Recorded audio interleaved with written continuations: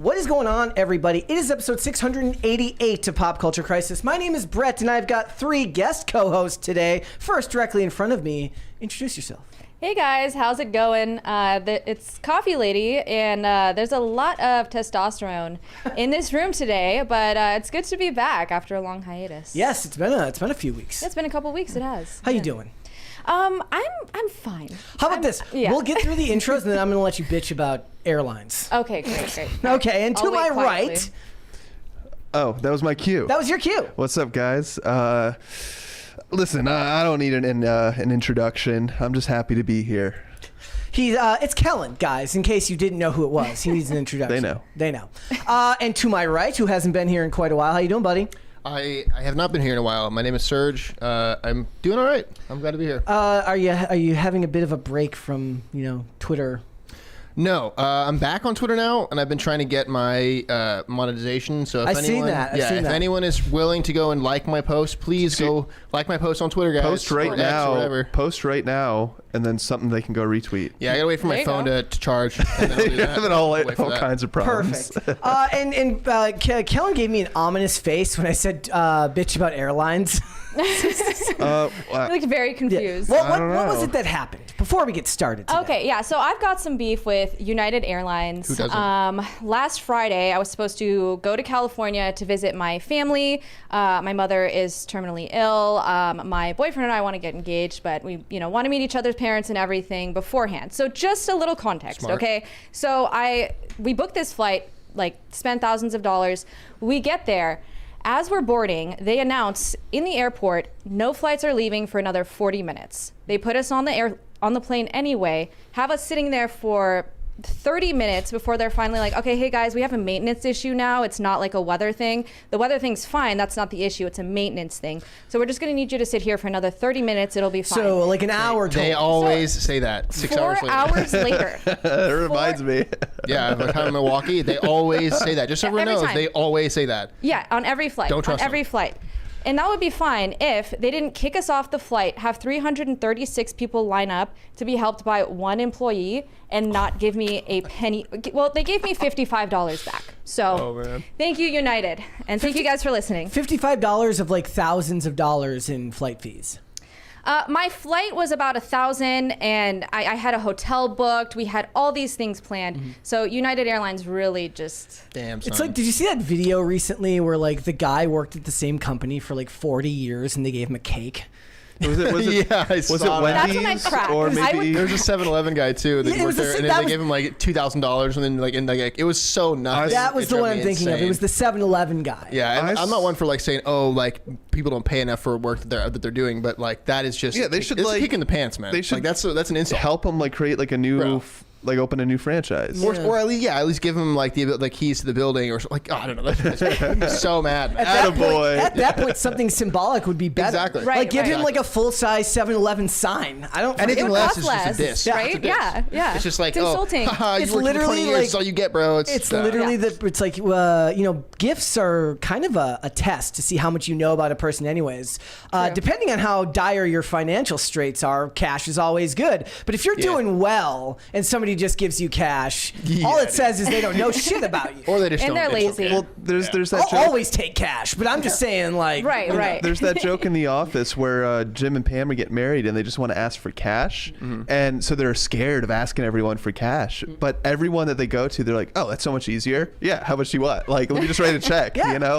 It's A check at least is a bit more such a diss, effort. dude. A check is a little classier than just cash. whatever works. We got a bunch of stuff to get into today, guys, but before we get started, would you hit the like button on this video, please, and subscribe to this channel if you have not done so already. Remember to share these videos with your friends, your family, your loved ones, mortal enemies, people you kind of like, people you don't like at all, everyone in between. The more people you share these with, the faster channels like this grow. It is the best way to help us, so thank you so much for that. Remember that all super chats, $20 and over. We will interrupt the discussion. We will read those super chats right then and there, and then we will do our very best to get back on topic. Mary is out of town Monday and Tuesday. I believe she's over at the Daily Wire going to the premiere for Am I a Racist? Nice. Cool. So she will be back on Wednesday. For all of those of you in the chat who are asking where she is, she will be back on Wednesday, guys. So if you are all ready, we can just get started. Are you ready, Serge? Let's get it. I'm going in order here. Sarah, Ready? Yes, I'm ready. Let's go. I'm just waiting for the first person to be like, no, I'm not ready. Hold up, everybody.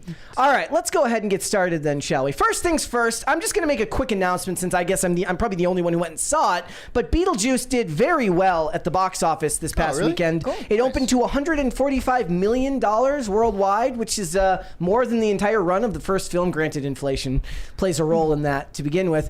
But we did put a review up on our channel, and I saw Mr. Joker, I think, in the chat talking about his review of it. So go ahead and check out that review and let us know what you think if you did go and see it. But I do like to talk about not just when the movies fail. Everyone likes to talk about when the stuff sucks, right? Or when it fails. I didn't feel any sort of way about this movie. I was just kind of like, Tim Burton aesthetic isn't really my thing. So it's kind of like, if I wasn't reviewing it, I probably wouldn't have gone to see it anyways. Was it watchable? Yeah. There's way too many characters, and it was just very crowded. Cameos? Not cameos, just literally way too many characters. The trailer looked good. I haven't seen the movie, but the trailer seemed pretty good. You don't just have Winona Ryder, Jenna Ortega, so you don't just have Lydia, Astrid, Delia, Beetlejuice, Beetlejuice's wife Dolores, who comes to this. Monica Bellucci's in the movie for like 5 minutes. Then you've got Willem Dafoe. There's just a lot going on. Yeah. There's and then. It's too character driven. If anything, like they move the story along so fast because there are so many characters that you don't have enough time to spend on any one plot. That's not even including the girl, the boy who tries to like Spoiler. No, it's a boy who tricks Jenna, the Astrid character. There's all sorts of storylines and plot threads. If you like Tim Burton's aesthetic, I do. It probably won't bother you that it's this crowded because the visuals will be enough to keep you there. But if you're somebody that's only mildly, entertained by that type of production, then that's a little bit different. I think, it's not good or bad to have a giant cast like that of characters. Well, it's because you want to sell stuff at Hot Topic. Yeah. Sure. But what I'm saying is, like, it depends on the story. If the story's good, it works. Because Game of Thrones, I was confused for the first 2 seasons. Like there's a million characters. It's like 10 episodes a season and Lost. Yeah. I do there's like Law and Order episodes now because they've been around for 20 years. They've got like 20 characters in the police department that you're supposed to know. Yeah. But the story's good enough, so it works. I don't think they expect most people to like necessarily, like, Law and Order episodes are designed to be the type of thing where like you could turn any episode on at any point and get something out of it. That's changed in the last 5 issues. They're trying to have like an underlying story. That's up. I hate that. Yeah. I miss the days of 42-minute episodes where you didn't need to know all the backstory. You can just everything else. You just turn it on, right? Like, that's to me the best type of story. You can even join a good story halfway through. I wonder if that's because everything's on demand now, though. Yes. Back then, 100%. You would just have to watch. But if it's an episode, if it's an hour-long show, I think there needs to be a larger story, because that's a lot of time to be invested in something that doesn't matter. 42 minutes is what an hour-long show is after. Right. So if you're going to do something where you can jump in any episode, I think that should be under half an hour, because at a certain point you need to, like, why are you spending that much time watching this if there's no point? Right. Right. That's how, if you look at a great example of that is South Park. They've done serialized episodes and they've done non-serialized episodes. And the thing that's good about their storytelling is they're able to communicate enough of like the plot that's going on in the serialization for you to understand. You can pick it up at any episode throughout the series and get it.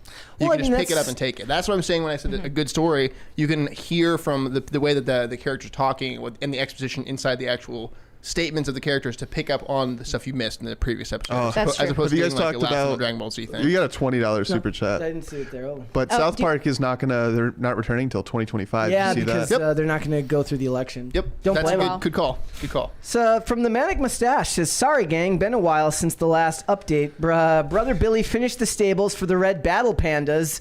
Have still working on the design for the feeding trough. I'm learning leather work, so I start on the saddles this week. I can't wait to see what the battle pandas look like when they're they done. have red pandas. He's going to have to give you a bigger breakdown. He's talked about the Battle Pandas before. Frankly, I think Battle Pandas would have been a name for a great 90s kids cartoon. Is this a video game or does this guy have a farm? I think it's a farm. Oh, okay, so he's got real red pandas. That's you sick. don't learn leather work if it's a video game. It's Dude, there's a thing called Power Wash Simulator. You can do anything nowadays. Really? Yeah. Well, yeah, but you're not actually doing the leather work. You're doing a simulation of the leather work. Which I think is okay, because So, I actually played Minecraft for the first time this weekend. Oh, See? okay. And I moved the. Did you see that nobody's going to go watch the movie because it got Yeah. Well, that's why she's watching it, to get ready. She needs to know the lore before the movie. Why aren't they seeing it? What are people complaining about? because it doesn't A lot it of looks things. horrible. It just looks bad. It's I haven't another seen the Escape trailer. from the video game movie. It's like Tron all over again, 1,000 Or times Jumanji. over. Yeah, Or well- Jumanji, yeah. You know what? That's Jumanji, which is wasn't Tron, bad, though. though. With all I these liked failures, Jumanji. we need to like No. remind people of how good Wreck-It Ralph was. Like, Dude. it was a good movie. I've never It seen was it. fantastic. I've seen it. But it was like, yeah, Escape from the video game, but it's a complete original story. So you're not going to offend an existing fan base. That's why Halo crashed and burned after 2 seasons. Yeah, that They're was- like, well, actually, we don't care about the source material. They We always want to do tell that. our own story. Janet And I'm Ortega like, did that. You guys want to lose a bunch of money. Yeah. That's what you want to That's do. why you had Master Chief Janet take his Ortega- helmet off constantly. Who is the girl Yeah, who is the girl that did the Snow White thing? She famously Rachel snubbed it. Zegler. She's Zegler, making right. the rounds too. She can Right. sing. Yes. She Oh, yeah. famously snubbed that, which I was really annoyed about. She's, I don't really sh- even care about the story. She was fine, and she was in a Hunger Games movie this past year, which was perfectly fine. They're doing that Interesting. stuff? I think Wow. she's built for Broadway. I don't think she's like this. Like for as much success as Jenna Ortega is having, being like the new horror Hollywood girl, I don't think Ziegler's going to be able to capture that audience. I think she should stick to Broadway. That's where her Yes. talents are, and you're going to offend a lot less people. Perfect. And I've got good news here for Serge, at least according to what he said before the show. Jimmy Fallon, late night TV seems to be suffering because they're cutting down the Tonight Show from 5 days a week to 4, and they'll run reruns on the Fantastic. 5th day. So I guess he gets an extra day off. Must be nice. Nice for us. Yeah, nice for me. I'm glad, Well, I mean, that does he's just anybody not able to actually- laugh constantly. On you the know? East Coast, dude, I'm not staying up till 11 p.m. Like, I think social media has definitely destroyed this late night host. Not like having a talk show, but the late Yeah, night. 'cause- Like, why would I stay up to Wanna watch it? shorts. I'm going to get I the think I'll highlights the TikTok. next day. Whatever. Yeah. exactly. It's going to come out. It's irrelevant. It's Does he even get good ratings? Do people watch his show? I mean, if they're cutting the days, then obviously not. Probably Yeah. not, right? bad. I mean, are any of those guys ever really all that funny and it's not a forced laugh? That's the problem Like, is they who- are who's actually funny? They are funny, Who has but they're that? such in the guardrails of like advertiser approved messaging, Yeah. investors, whatever. Like they're not themselves. You got to Like what realize happened to, Jimmy Fallon is a Colbert? pretty Well, they're not edgy they're guy. not supposed to be Right. themselves, right? Yeah. Like, I've been seeing a lot of clips resurfacing lately. Like, people are cutting up old Craig Ferguson. Like Yeah, interviews yeah, into they love that. shorts. And they He show had it. infinitely more charisma Right. than all of them put together. Yeah. Yeah. Like way more. Yeah. I would rather see them bring Craig Ferguson back. Or Conan. I think And- Conan is also a really funny dude. And He to was be funny. fair, that's personal preference. I wouldn't watch him anyways. Like I just Yeah, Right? yeah, yeah. I'm not the you know, you've got to be on AARP to be watching. I late think night the TV. whole model is just a failing model. You either need to be live with the news because by the time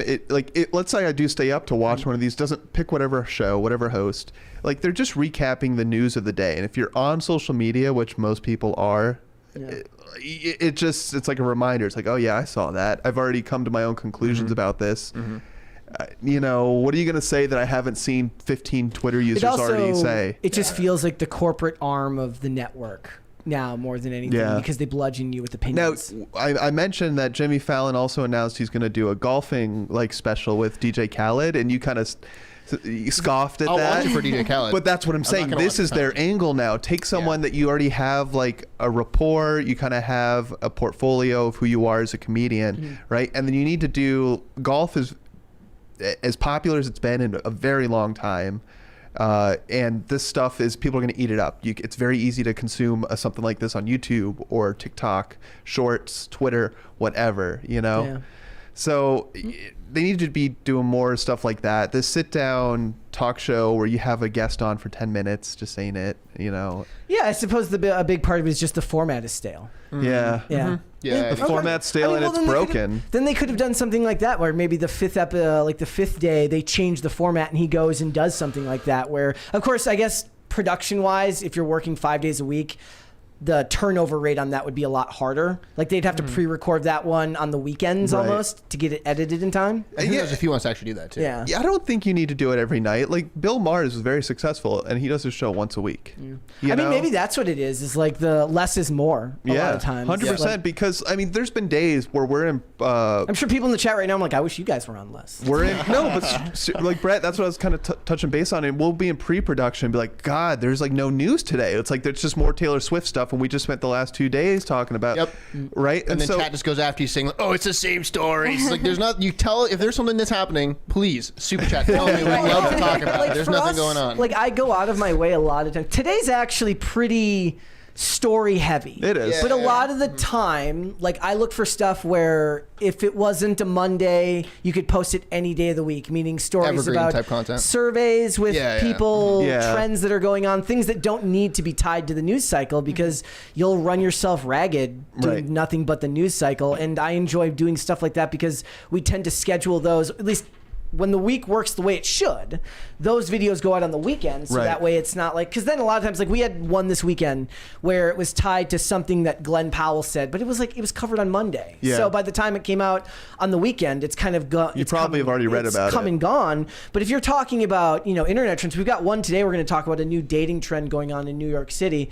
And it's cool because it's something it's relevant. It's in the news. But if you read that story a week from now, it's still interesting. Well, and a majority of news, especially pop culture news, is pretty cut and dry. And like, there's not much to speculate on a lot of stories. and Like, you go in and it goes one in ear, one out the other, and then right. other than the stands on the internet, most people, it's like a lot of times I'm like, I vaguely remember reading about this, but not 110%. Outside of the big stories. I think that's why creepypasta is so popular. I think it still is, just because like you can make 30 episodes out of just Slender Man. This random internet villain or monster that came out of nowhere, and now people have YouTube channels dedicated to it and exploring the lore and everything. True. All right, well, we've got more news, though, because you told me we should talk about this one, and that's Tyreek Hill, which I did see right before I went out yesterday. crazy. I was like, first thing I thought, so if you guys don't know what happened, Tyreek Hill, he plays for the Dolphins, and he was thrown into handcuffs before he played yesterday, and the first question I said was, are they home or away? Because if they're away, this is interference from opposing police. They're just like, we're just going to stop him from playing, right? It wasn't that. They were playing at home. Yeah. Yeah. So what was it that happened? He got pulled over. I keep hearing about this. Yes. So this happened a few hours before kickoff. It was this right up to the lead up to the games this first Sunday in the NFL. There's a lot of news. Massive contract for Dak Prescott and the Cowboys. Tyreek Hill was arrested. There was one more, but a ton of news just broke right before most teams are playing their first game of the NFL season. Now, this is crazy, and a lot of people immediately went back to Scotty Scheffler, the pro golfer's arrest. Okay, you'll have to. I don't know that April. story. So, oh no, I do. I'm pretty sure it was the Masters, which is like the biggest tournament, arguably, in the year. And he goes there. No, you know what? It wasn't the Masters because it was Louisville PD. It was Kentucky But I remember police. it was like in the middle of the tournament, right? He got arrested. He actually got booked, Yeah. and then he still made it up for tea time. Ended up winning the tournament. Wow. But and now there's like an investigation going on that the Okay, cop. that's depressing because like here's the bad news travels fast because I knew he got arrested. I had no idea he won the tournament. I think he balled out. Okay. Yeah. And if he didn't win that tournament, I mean, he won the Player of the Year. Somebody he let set me. records Okay, this year. we're fact checking Kellen right now. Did he win that tournament? Somebody think in the he chat did. let us know. Somebody in the chat let us know. We're gonna fact check it. We won't any fake news today. But a lot of people immediately, that's where their mind went after seeing this Tyreek Hill stuff. That like, hey, like the cops know who this is. He's a star. They're trying to make a name for themselves. What's going on here? How much bias is going on? Why the hell would a cop want to make a name for himself? Put in your 20 and retire, bro. I have. How do you know he knew who he was? I have. Can you pull up the picture of his touchdown celebration? Yeah, I do. I have it here. So pull that one up. So he makes it. So he gets released. He goes to his game. He balls out, and when he scores a touchdown, this was his touchdown celebration of his teammate arrested or putting him in handcuffs. Handcuffs. Yeah, yeah. And there's actually. Can you zoom? Can you make it's this? Instagram. I can't zoom. Oh, okay. So there's you should see the fans just absolutely losing it. Oh, in the I see the background lady in of the back photo. is laughing. Yeah, Yeah, they're for all sure. like, "Oh my god, this is hilarious." Yep. And then he had a press conference after the fact. Yeah, we got that here, so if you and wanna- the details are still murky. Well, no, but before we get to that, so the officer involved has been put on administrative leave. Yep. Yeah. Well, no. Administrative duties, not Okay. leave. I guess it's the same. Desk duty. Yeah. Desk duty. So it says There's gonna be an investigation. So I want to. The police union got involved and responded as well. They said he was driving dangerously and was uncooperative, which contradicts his statement, which is he said that he wasn't uncooperative. But it says the president of the South Florida Police Benevolent Association, which represents over 6,000 law enforcement officers in the Sunshine State, said on Sunday that he put himself and others in great risk of danger while on his way to the Hard Rock Stadium. So I'm picturing like literally he's like, oh crap, I'm late. So he's gunning it 100 to get to the. Well, dude, he also is a millionaire with a very nice car in Miami. Yeah. Like, even if he wasn't late, you're gonna be having fun. I mean, Serge, I don't know if you remember our work trip to Miami, but I've never seen people drive as crazy as I. No, it's like GTA. It's nuts down there. Mr. Hill was not immediately cooperative with the officers on the scene, who, pursuant to policy and for their immediate safety, placed Mr. Hill in handcuffs.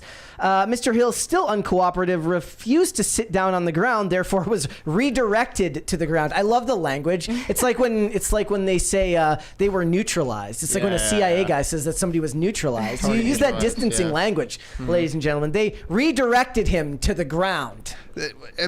To play devil's advocate, you got to remember, I mean, there's going to be dash cam that comes out. There's going to be body cam footage that comes out to exactly why he was pulled over. I entirely believe that Tyreek Hill wasn't cooperative. He probably hit them with, "Don't you know who I am?" He is arguably the biggest sports star in Miami right now, right? Like, it's the Las Vegas of the East Coast in a way, you know, where it's just wild. There's big money flowing, parties all the time. He probably hit him with like, "Guys, it's Sunday. I'm 11 a.m. or whatever time. He's like, don't you have any money on the game? I gotta go." Like, don't you want to win? Yeah, and so who knows? But with a car like that that's that fast, you got to treat it like it's a loaded gun. I mean, if he was driving reckless, like, they should be doing their job and pulling him over. No one is above the law. I don't care how much money you make. I don't care how popular you are and how many people have you on their fantasy team. Like, you got to obey the law. That's what he was trying to hit the cop with. He's like, look, I know you got me on your Now, his teammates were there, though. It's important to know his teammates, I guess they were driving together, not in the same car, but in kind of like a car. Yeah, I saw that. A few cars. So his teammates were immediately there at the scene. So I think they are blowing it out of proportion a little bit. But hey, you got the footage of him in handcuffs, which is pretty crazy. Let's listen to what he had to say. Right now, you know, so I've been trying to figure that out too. Man. Right now, I'm still trying to put it all together. So I'm not gonna give you a version that I still don't know what happened. You know what I'm saying? But I do want to be able to use this platform to say, like, what if I wasn't Tyreek Hill, bro? So he asked, what if I wasn't Tyreek Hill? Scenario, you know, because it's crazy. Like, I want to be a cop one day. I got a state trooper, had all that, you know, so I got a lot of respect for cops, man. But obviously, you know, everybody has bad apples in every situation, you know. So I want to be able to, you know, use this platform, you know, to figure out a way to, like, flip this and, you know, make it a positive on both ends. I'm actually completely okay with people being like, I don't want to use my platform for good. I agree. I'm like, not to say that they want to use your platform for bad, but just like, yeah, I have no desire to be positive or negative with my platform. To leverage it anyway. I don't want to leverage my platform for anything. This is For it's kind of a hot take statement that he's giving. In what way? He wants to be a cop. He first of all, he labeled a particular officer as a bad apple. So he's basically telling the entire world that's watching this interview, this was complete nonsense arrest, BS. I did nothing wrong. And that cop who did, he's a bad apple, akin to... And his name will come out. And what do you think people think? When you hear bad apple in police, what do you people think? They're skirting the law. They're going to make their own assumptions. But he's basically labeling this one officer as like, he shouldn't be a cop. So if it comes out that, hey, maybe you were driving recklessly and they had a right to pull you over and you were being aggressive when they did, right? This is gonna really fall back on him. Yeah. Because I don't think it comes. I think people's attention spans. They're going to forget about this. That nobody will remember anything. If anything, they'll remember disliking the officer and then nothing else after that. And the NFL has, for better or for worse, has been getting a little bit more relaxed and holding players accountable with their off the field actions. Mm-hmm. Some people like it, some people don't. There's a few players in the league right now that are under investigation, but because they're under investigation, I saw a couple of people saying he play. was going like 130. I don't know if he that's may have true. been driving like a maniac. I mean, to get pulled over for speeding in Miami, like you were saying, you would have to very much stick out. Yeah, but again, when you're going 100 in a Honda Accord, you might get away with it. When it's a sports car, I don't even know what kind of car it is, but it's loud. You're going to draw a lot more eyes. It's like the stat that red cars get pulled over more than any other color. It's because they're easy to see. You know, your eye. Weird how like something like that just makes so much sense in your brain. What color is the car? It's like gray. Yeah. Like so is that really metallic. that easy to see? All right. I mean, it's a expensive car. I got a question for you then. I got a question for you then. How do you feel about Kendrick Lamar performing at the Super Bowl?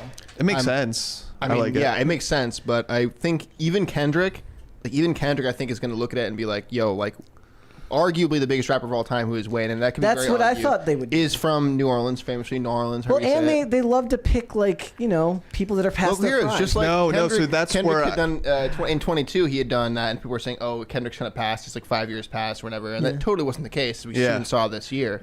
But I'm saying That's Lil what I was- Wayne is not what you think of when you think of. There's been a lot of He's discussion. incredibly it's gifted, exactly though. what I was going to say, and that's why I like him as a pick. That the NFL constantly has their Super Bowl performers of being people that are like 5 years past their prime, right? This is not the case. He's on top of the world right now. Yeah. Because of the Drake beat. No, I was saying Lil Wayne being like when In I 2022. Like my point was like when you think of Lil Wayne, you don't think of the last 3 to 5 years. No, but I think that'd be a great opportunity for Kendrick to kind of like check in with New Orleans and then ask Wayne to come and do a track with him. I don't know if they've actually done any work together in the past. I don't really recall anything, but that'd be an even better feature if they could just bring Lil Wayne on. I don't know if Wayne would do it without having a last name. year, right? That's on, yeah. I think it so. was And Usher. he's like 10 years beyond him. And so here's the thing, though. It's like if you're hoping to get, like, you spend all this money for the Super Bowl halftime performance, if you're hoping to get more eyes on They don't screen get for the paid either. advertisers, right? But if you're hoping to draw people in because of the performance, you need someone that's big now. Like Taylor Swift, Sabrina Carpenter. Rihanna. Honestly, like, get the person that's big right now. I get it. It's like you need to establish yourself as, like, that's historically been the case, that you need to be like, have all the accolades as a musical artist to get this role. But if they want, because like famously, when I have like my family do Super Bowl parties, the people that don't care about football all come to or gather around the TV when the Super Bowl halftime performance starts. Yeah, that's 'Cause when it I was- start watching. So if you want people to turn on the game just for the performance, you need someone that's hot now, not someone that's 10 years past their prime, 5 years past their prime. Right. Well, even this story. So I like it. I by like the it. time the Super Bowl comes around, the Kendrick and Drake stuff is a year old. Dude, there's a meme, and it was, you remember the Batman scene with Bane where he goes into the football stadium and he sets off explosives and the field caves in? People are like, that's going to be Drake waiting on the sidelines as Bane, just real mad at Kendrick. But I like it. I like it. It'll be interesting to see who, usually with rap performances, they'll have other people join them on stage. Yeah. So we'll see who he taps to join him. Isn't he part of a big rap group? I don't. Serge would know. What label is he part of? Yeah. Well- With I can't remember their names. Ab-Soul, and a bunch of other rappers. He's like in a Black Hippie. Black Hippie, right? Yeah. Yeah. I don't know if they're really. They don't really got like the clout or like the hitters to really be anything. Yeah. To be concerned about. He doesn't really do stuff with them No, not anymore. It anymore. seems like. Mm-mm. Okay. I don't know. I think Kellen's right. Like the people that are watching the Super Bowl around the world right now are going to be more. They're going to be more tuned in if they're seeing Kendrick Lamar because of like the last summer. And the reason that Drake didn't drop a summer song this year, which is the first time he hasn't done it in like 10 years. He hasn't really made a track that clicked in the summertime, was because he got shut down. Everyone's like, oh, that's because it's not over. Round 2 is coming. I don't think you're going to ever take away from the tarnish that's kind of happened on Drake's career after this summer. So You don't think that he recovers from it? not in the same way. Not to become the superstar, dream catcher. Like He doesn't really need to, though. he doesn't need to, but he wants to. He wants to. Yeah, if he He's got does, the it's for compulsion. clout Yeah. and Yeah. for vanity, right? He'll Yeah, probably and he's got lots of drop. vanity and clout. He'll He's probably got drop compulsion. something on the lead up to the Super Bowl to try And to everyone's spike going to it. always put it through that sieve of, was it good enough or was it better than and that's the problem with Yep. it. You should never. I don't know who convinced They him should've- to they take on should've Kendrick swerved Lamar, and dude. they I don't know what he's even thinking. He should have swerved and picked J. Cole. J. Cole would be good too, but Yeah, even him, and J. Cole's doing a pick- lot of great things behind the scenes. Yeah, he's kind of avoiding the fight. But which is good. him as like a solo artist, he has been kind of I don't want to say like he's past his prime because he's not, but he's just taking a break right now. So he hasn't had anything as like a solo artist really pop off in a few years. Kendrick Lamar had arguably the song of the summer this year, even though it wasn't arguably. supposed to be that. It, like numbers wise, it was. The only Right. thing in competition Right. with that is probably that crazy summer like country track that just came out. There's a that little one, ago, whatever- I forget what it's Espresso, called. Sabrina Espresso one. Carpenter. Yeah, but Right. Yeah. But We're talking about rap. We're talking about real rap. But those other two songs were designed to be popular summer hits. This one was just like, I don't like this guy Drake. But it was a summer hit. Yeah. But It's it- excellently yeah. made track. The track. Yeah. What is you great, mean it's is like catchy. the other ones look like they were prepackaged by labels to be. It was like, hey, we need a good, catchy sing-along song for the summer. With nice weather, we could play it at parties and barbecues. And now Kendrick that track- had none of that in his No, he mind. had none of that in He's his like, mind. this He guy made- made me that's- angry. That's because he's looking. He's not looking to put art in a box. He's saying, I'm going to make art, and that usually Yep. results in better music across the board. When you say, I'm going to try to put it in this box. All right. That's All my right. opinion. All right, I got some more to get into today, guys. This one, okay, so we talk pretty frequently on here about the perils of dating these days, usually in relation to dating apps. But New York seems to be going another direction. I think you guys will find this very, very funny. It says, New York's hottest pickup spot is now it's a brick wall in Brooklyn. I'm not even kidding you right now. People line up to put their picture on a wall and then get picked to go on dates. So it sounds says like the Hunger Games. It says they're talking about how dating apps are so last decade. Said singles of all ages are lining up on weekends to have their photos posted on a wall in Brooklyn's McCarran Park in hopes of finding their next match. It's just a much more exciting way to meet people, says a Greenpoint resident. They told the Post, says, every Saturday and Sunday from noon to 8, a brick wall located opposite the park's tennis courts is transformed into New York City's busiest pickup spot as romantic hopefuls log off and try to get luck out in public. I can't say that that's a horrible idea, given the fact that we're in an age now where it seems like people are increasingly having a harder time finding ways to meet people in the real world. It's just, well, I was just going to say, it is just that with extra steps. No, it is. So, listen to this. It says, to participate, you scan a QR code at the site goodness. and donate a suggested $20 to $60. Oh, that's even Of course, they're better. monetizing. A higher What a price. scam, A bro. higher price can also include a tarot card reading. Oh, you know what? Get away from this. I'm wall. going there. money- I'm going there right now. For the I'm money, heading there. Let's go. you have 2 Polaroid photos taken by a local photographer, also who's known as Picture Man Bob. Now it just sounds like you're gonna end up on a serial killer wall. Does Not careful. 4chan know about this? Because this will get ruined very one- fast. Yes, a bunch of Sam Hyde photos. On it. This will be ruined almost immediately. They're Polaroid photos, bro. One photo you take home, the other one you stick on a wall, along with a colorful index card that includes some personal details, including name, age, gender, what you're looking for, and words to describe you. Imagine being able to do that without like all of the little subsections it gives you in your dating app sections. Dude, what if you just people now that like it's news and the news picked it up, it's gonna lose any semblance of like. I don't know what the word I'm looking for is, but now people are just like you said. I'm gonna go try the and advertise on that 4chaners, board. the I'm gonna go buy groypers. space and put my like stupid label of Tinder on there, and they're just try and take over their little. No, thing. yeah, it should be a Polaroid I mean, of this- your phone of your Tinder profile. Yeah, on with your- a little scanner that allows you to download the app. This Genius, dude. looks like the wall on a police board where No, they're like yeah. looking at suspects. No, you know what it Right. reminds me of, and this is a little bit dark, but like if you go to past any Israeli embassy right now, they have photos of all the hostages gosh. just like this on It's the literally walls. somebody got an idea. They're like, Yikes. oh my God. Wait a second, this, but dating. It says so far over. He's like, hear me out. Genocide, but dating. But dating. Oh my.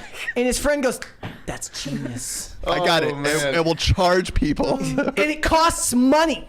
Yeah, that's the best. What a part. grift. So far, over 600 people ranging in ages from 19 to 55 years old have given the wall a try. Or you know what else makes me think of is like when the people go and they put the lock on a bridge with like their partner's initials on there. Yeah, you see that in France and Paris a lot. But look, these types of trends have been going around. Is what they're saying is nobody's going out and meeting at bars anymore. What they're doing is they're going out and they're meeting like at hobby events. So running clubs. Yeah, that's what I was just about to bring up. Anytime I see a news story like this, I disregard it because every month it's a new social event that apparently is all the rage. And what's funny about the singles running club that's like gaining popularity in New York, LA it's too. like, okay, so Taking over. to do it, you're supposed to be single, and I guess you could lie, but it's a running club, it's a fitness club. Everyone goes out and runs a certain thing, everything, but you're all supposed to be single, so you meet people there. But the numbers just keep going up. Right. So there's just like they're not meeting people. There's just more and more They're single just people. there to go run, which is not necessarily bad. Which is like I'm okay with that. This is different. This Right. is lazy. Like it's not our project. But next, I guess. Whatever. next month, as Halloween approaches, it'll be the new pumpkin patch in New York that every Yeah. single person's Yeah. like. There's a $20 here from Annie Still. Says we have a talk show in the UK called the Graham Norton Show, which is I know. more than one guest in a musical act, so it's more of a casual affair than an actual talk show. Okay. I watch it a lot. After living in the UK, Okay. I definitely watch Like it a lot. SNL, like you can argue about SNL's kind of downfall over the last 10, 15 years, but they're still very popular. And you know what they do is they do that monologue, which is like the nightly host monologue in the beginning, and they have skits and they have the musical performance. So you give you have a lot to offer different audiences. There's another 20 here from Gordon Shumway. He says there is a lot more to the story. One of his teammates was handcuffed for trying to defuse the situation. Tyreek has also had a lot of off-the-field issues dating back to college. This is not new for him. Yes, we didn't get into that. We didn't get into that, but yeah, he's not necessarily clean. One of the main takeaways from his post-game interview when he's addressing it, he says, what if I wasn't Tyreek Hill? Well, it's like, well, if you didn't have all this fame and money, you'd probably be held accountable for some of these accusations and allegations. Yeah. Normal people don't just get to pretend it doesn't happen. And the average person doesn't take well to a celebrity saying, woe is me.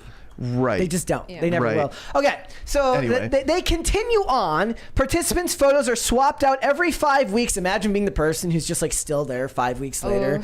Like it's one thing if like nobody's clicking. If everybody, is it swipe left or when you're doing the Tinder? Is it swipe left or swipe right to deny? Left is deny, right is approved. So, you're on Tinder and everybody's swiping left on you, nobody knows but you. Right. On here, you're just the lone photo that's, everyone's it's like a public humiliation. Everyone's like, I swear that guy was there like 3 weeks ago, somebody says here, it says, it shows everybody that everybody else is also single and you're not by yourself, says Daniel Miller. Well, let's hope that's true. Otherwise, Serge, I got the play here. All right, we're going to go with maybe $500. We get multiple submissions and we're just gonna have different outfits planned. So if people really look at your picture, they'll be like, wait a second, that's the same guy, but like one you'll have a top hat, one you'll have a baseball cap, one you'll be in a suit. I could just go there and put pictures of stuff and then list the like attributes of stuff and just sell it. Let's set up if you a want to snack buy it, table. Just call my number and then they're gonna buy it. That's like more a real life useful. Facebook marketplace. Yeah, literally. I mean, let's set up a snack they're table. Doing Tinder. I'm doing the same thing. Like, they have this board. Everyone's here. I'm just taking opportunity. We should- you said I could we post should my pictures, Actually, right? not a bad idea. we Why should not? get Alex Stein to go do something at this. Yeah, Alex, hit me up. Hit me up. Let's go do something. Okay, so it says 8 out of 10 Americans report to being burned out from swiping away on dating apps. The wall organizers have found a non-swiping. I mean, it's kind of non-swiping. You're just taking pictures off a wall. Well, dude, even there's a article I just read about Pokimane. Mm-hmm. She's very upset because the celebrity dating app, I forget what it's called, Raya. They won't accept her. Yeah, she's like, Wow. it's stupid. And then you read farther, she's like, because they won't let me join. So it's like even every all these young people that are in the dating scene, they're idols, these famous people, these influencers, even they are not going out and just talking to people. Yeah. It's like this. We did this topic the other day where this couple got kicked out of an exclusive Disney club called like Club 33. Oh, yeah, that like is exclusive. 5 years ago, and they've spent like every dime they have fighting Disney in court trying to get back in. And the woman's like, I will sell a kidney to get back in. I'm like, they don't want you, bro. Dude. Move on. Right. That club, Why? that's a crazy story if you haven't like looked more into that club. Well, I mean, Because I've like seen even the everything- best actors in the world struggle to get in there. Well, this is a guy who owned like a golf course, so he's rich, but he's not, But I'm And saying he's Tom a Hanks. Disney, he's a Disney adult. yeah, they're no. So this club, it's like an adult. It has like they've got decorations that are Disney themed, but it's like it's an adult only, like probably one of the most exclusive clubs in the entire world. See, I've And it's seen, at I've Disney. seen, That's I've so seen. weird. I just don't care conflicting- at all. I've seen conflicting messages of weird. that. Some people saying you're overplaying it. It's not that serious. They have like a wait list that's going up. No, It's now like, there's no wait list anymore. This now sounds like Disney propaganda. now might be. there's It no sounds wait like it list is. anymore. Now you have to know somebody who refers you. You have to have like an in from Yeah. somebody else. Nothing makes me not want to get into a club more. But I'm like, what is At all. going on I'm just so there? not interested. What? Because Yeah. there's no cameras allowed in the club. There's like, Oh, someone said they've eaten at Club 33. really? See, there you Why go. is I don't that know. so? Can I you don't know, refer Kellen. us? I don't know. I'm just Yeah, pointing hey, out what Monkey the chat Jeebus, says. give us some more detail, because like I really want to know what goes on What's inside there. inside? But so I've got a fix for everyone. Look, if the wall, if being told to face the wall in Brooklyn doesn't work, and the dating apps aren't working for you, I saw this. Is that so what it's now, called? No, that's my own editorialization. Okay, there is now an AI program that will work as your wingman to give you Riz. That's what it says. How does that even work? So right here it says. So Riz is an AI. This is the name of it. Riz. Riz.ai. Riz is an AI Of course. dating assistant. If you're stuck in a conversation or you don't know how to open up on a dating app, you can pull out Riz and upload a screenshot of a particular profile or conversation that you're having trouble with, and it will give you tons of suggested replies. Bruh. Like imagine trying to translate that to. Did it get turned on? Yeah, the sound's not on. That Oh man. That's weird. Sorry, my hearing will be spared. Imagine like you're on a date with someone and you notice they have the Riz app on their phone. That could be an ick. Am I talking to you or am I talking to a machine? Well, okay. you there's use the something machine to draft speakers- your text. The speakers were up. I don't know what just happened. Like we're Is being your channel output up on we the, are over being there? hacked right now. I don't know what that was about. Ooh, is your channel output over there on? You sure? Yeah. We didn't make it to this party. No, we did. I don't know what caused that. Well, Disney's listening, guys. You call the propaganda. Maybe it'll just pop up and surprise us and scare the hell out of me. So my problem here is we talked about this. Tim talked about this like maybe a couple weeks ago. Is the problem when like trying to apply the Turing test to these AIs is they always have actual correct grammar. There is no human element there Because they're language models. Yeah. So I mean, what this makes me think is eventually, because obviously there's a demand for this because people are using it and people are talking about it. That Supply can often dictate demand, though. Gen Alpha is either they're going to start speaking like AIs. I always thought that AI would eventually catch up to the way that normal people actually speak. Stop your mewing streak right now. But I think Stop your mewing streak. I think I'm munting. I'm on top. Stop your mewing streak, please. I think the youths are going to Gen Z stuff. Yeah, It's just nonsense, really. I think they're going to start speaking like AI. Yeah, I know exactly. That's what I'm trying to do. Like, Did you see the, it's all buzzword, and if you keep talking in buzzword and buzzword and buzzword, you kind of lose all meaning. It doesn't mean anything at that point. Skibbity. Did you see? Did you see the video of Toad talking about mewing streaks? No, I've that's seen him great. do rap. That's great. I've seen him rap though, and it's Yeah. sick. Yeah, I love those Instagram channels which are like these really That's- poorly done 3Ds. That's all and my then just- Instagram Dude, is. I know. It's so just great. it's just skibbity brain rot. I'm just That's all it obsessed. is. I'm obsessed with brain rot. The best- As crazy as it sounds, I'm like a Like connoisseur. at some rotting my point, brain. I'm gonna just get rid of cringe of the day and just do brain rot of the day. That's just like an extra level up. Like cringe is like tolerable, but brain rot's like Yeah, I mean, like that's what Sam Hyde has explicitly been trying to make all of his lives just as brain rot as absolutely possible in the last like maybe couple months. Like And I'm okay with that. it's art, dude. The thing that's different about it is AI is not doing it. They're just making it and then creating these insane. I don't will know. say I saw It's the probably future. the It's the best one. It was Redneck Harry Potter. and they Yeah, created we're gonna be doing Redneck Lord of the Rings tomorrow. I saw that one. That one wasn't as good as Harry The Harry Potter one was great because it looks just like skinny Daniel Radcliffe. Yeah. it's amazing. Oh, is it like an AI? It's like a song and music video it's if Harry Oh, wow. Potter took place in a trailer park. in Appalachia. Yeah. Yeah, it's amazing. That's offensive. That's hurtful. Yeah. But, well, but here's what it is. It was live here, okay? done good enough that I'd be like, if this was a show, I'd watch it. Like this. Yeah. There's something there. So You know? it's like I'm 3 days into edging. And here's the wow. thing: if you're an adult, like an old person, not an adult, but an old person, that just sounds like it makes no sense. Just hope they don't go look into what that means. Yeah, dude. You know, I just keep on gooning. I feel like this is not good because It is good. They always Oh, talk. man. No. Here's the problem. We always talk about how there's generational differences between like our parents and our grandparents. Dude, the kids that are growing up with these AI, the brain rot language, they are not going to like the divide The is rate so of much change is greater. expanding so much. All Yeah. the Gen Z kids think, oh, everyone above 30 is a grandpa, and now they're going to start saying that they're going to be the grandpa in like 5 years. I wanna know- Even I- less I- time than that. I did it manually to see what is going. The speaker's broken. Oh, the audio's not. Yeah. Is it come unplugged somewhere? I mean, Volume's Is, up. is the speaker on? Is the actual speaker itself plugged in? no, the audio's up. Sorry, my brain just defaults. He has it to- max. He wants to make me go deaf, and Yeah. it's not working. It's not working. My Or brain maybe just defaults. Are you sure that's plugged in? Yeah, no, it Damn. it definitely is. See, I immediately start troubleshooting no matter what. I just can't help from doing that. There is something fishy going on. You should bring a hard hat. Happy Monday. Pop it on as soon as it comes. All right, Good idea. let us move on then, shall we, ladies and gentlemen? Let's do cringe and cue to the day. What would you guys like to see first, cringe or cue to the day? I like to start with cringe. Let Serge pick because Okay, he's let's never Serge here. Yeah. Cringe first or cute first?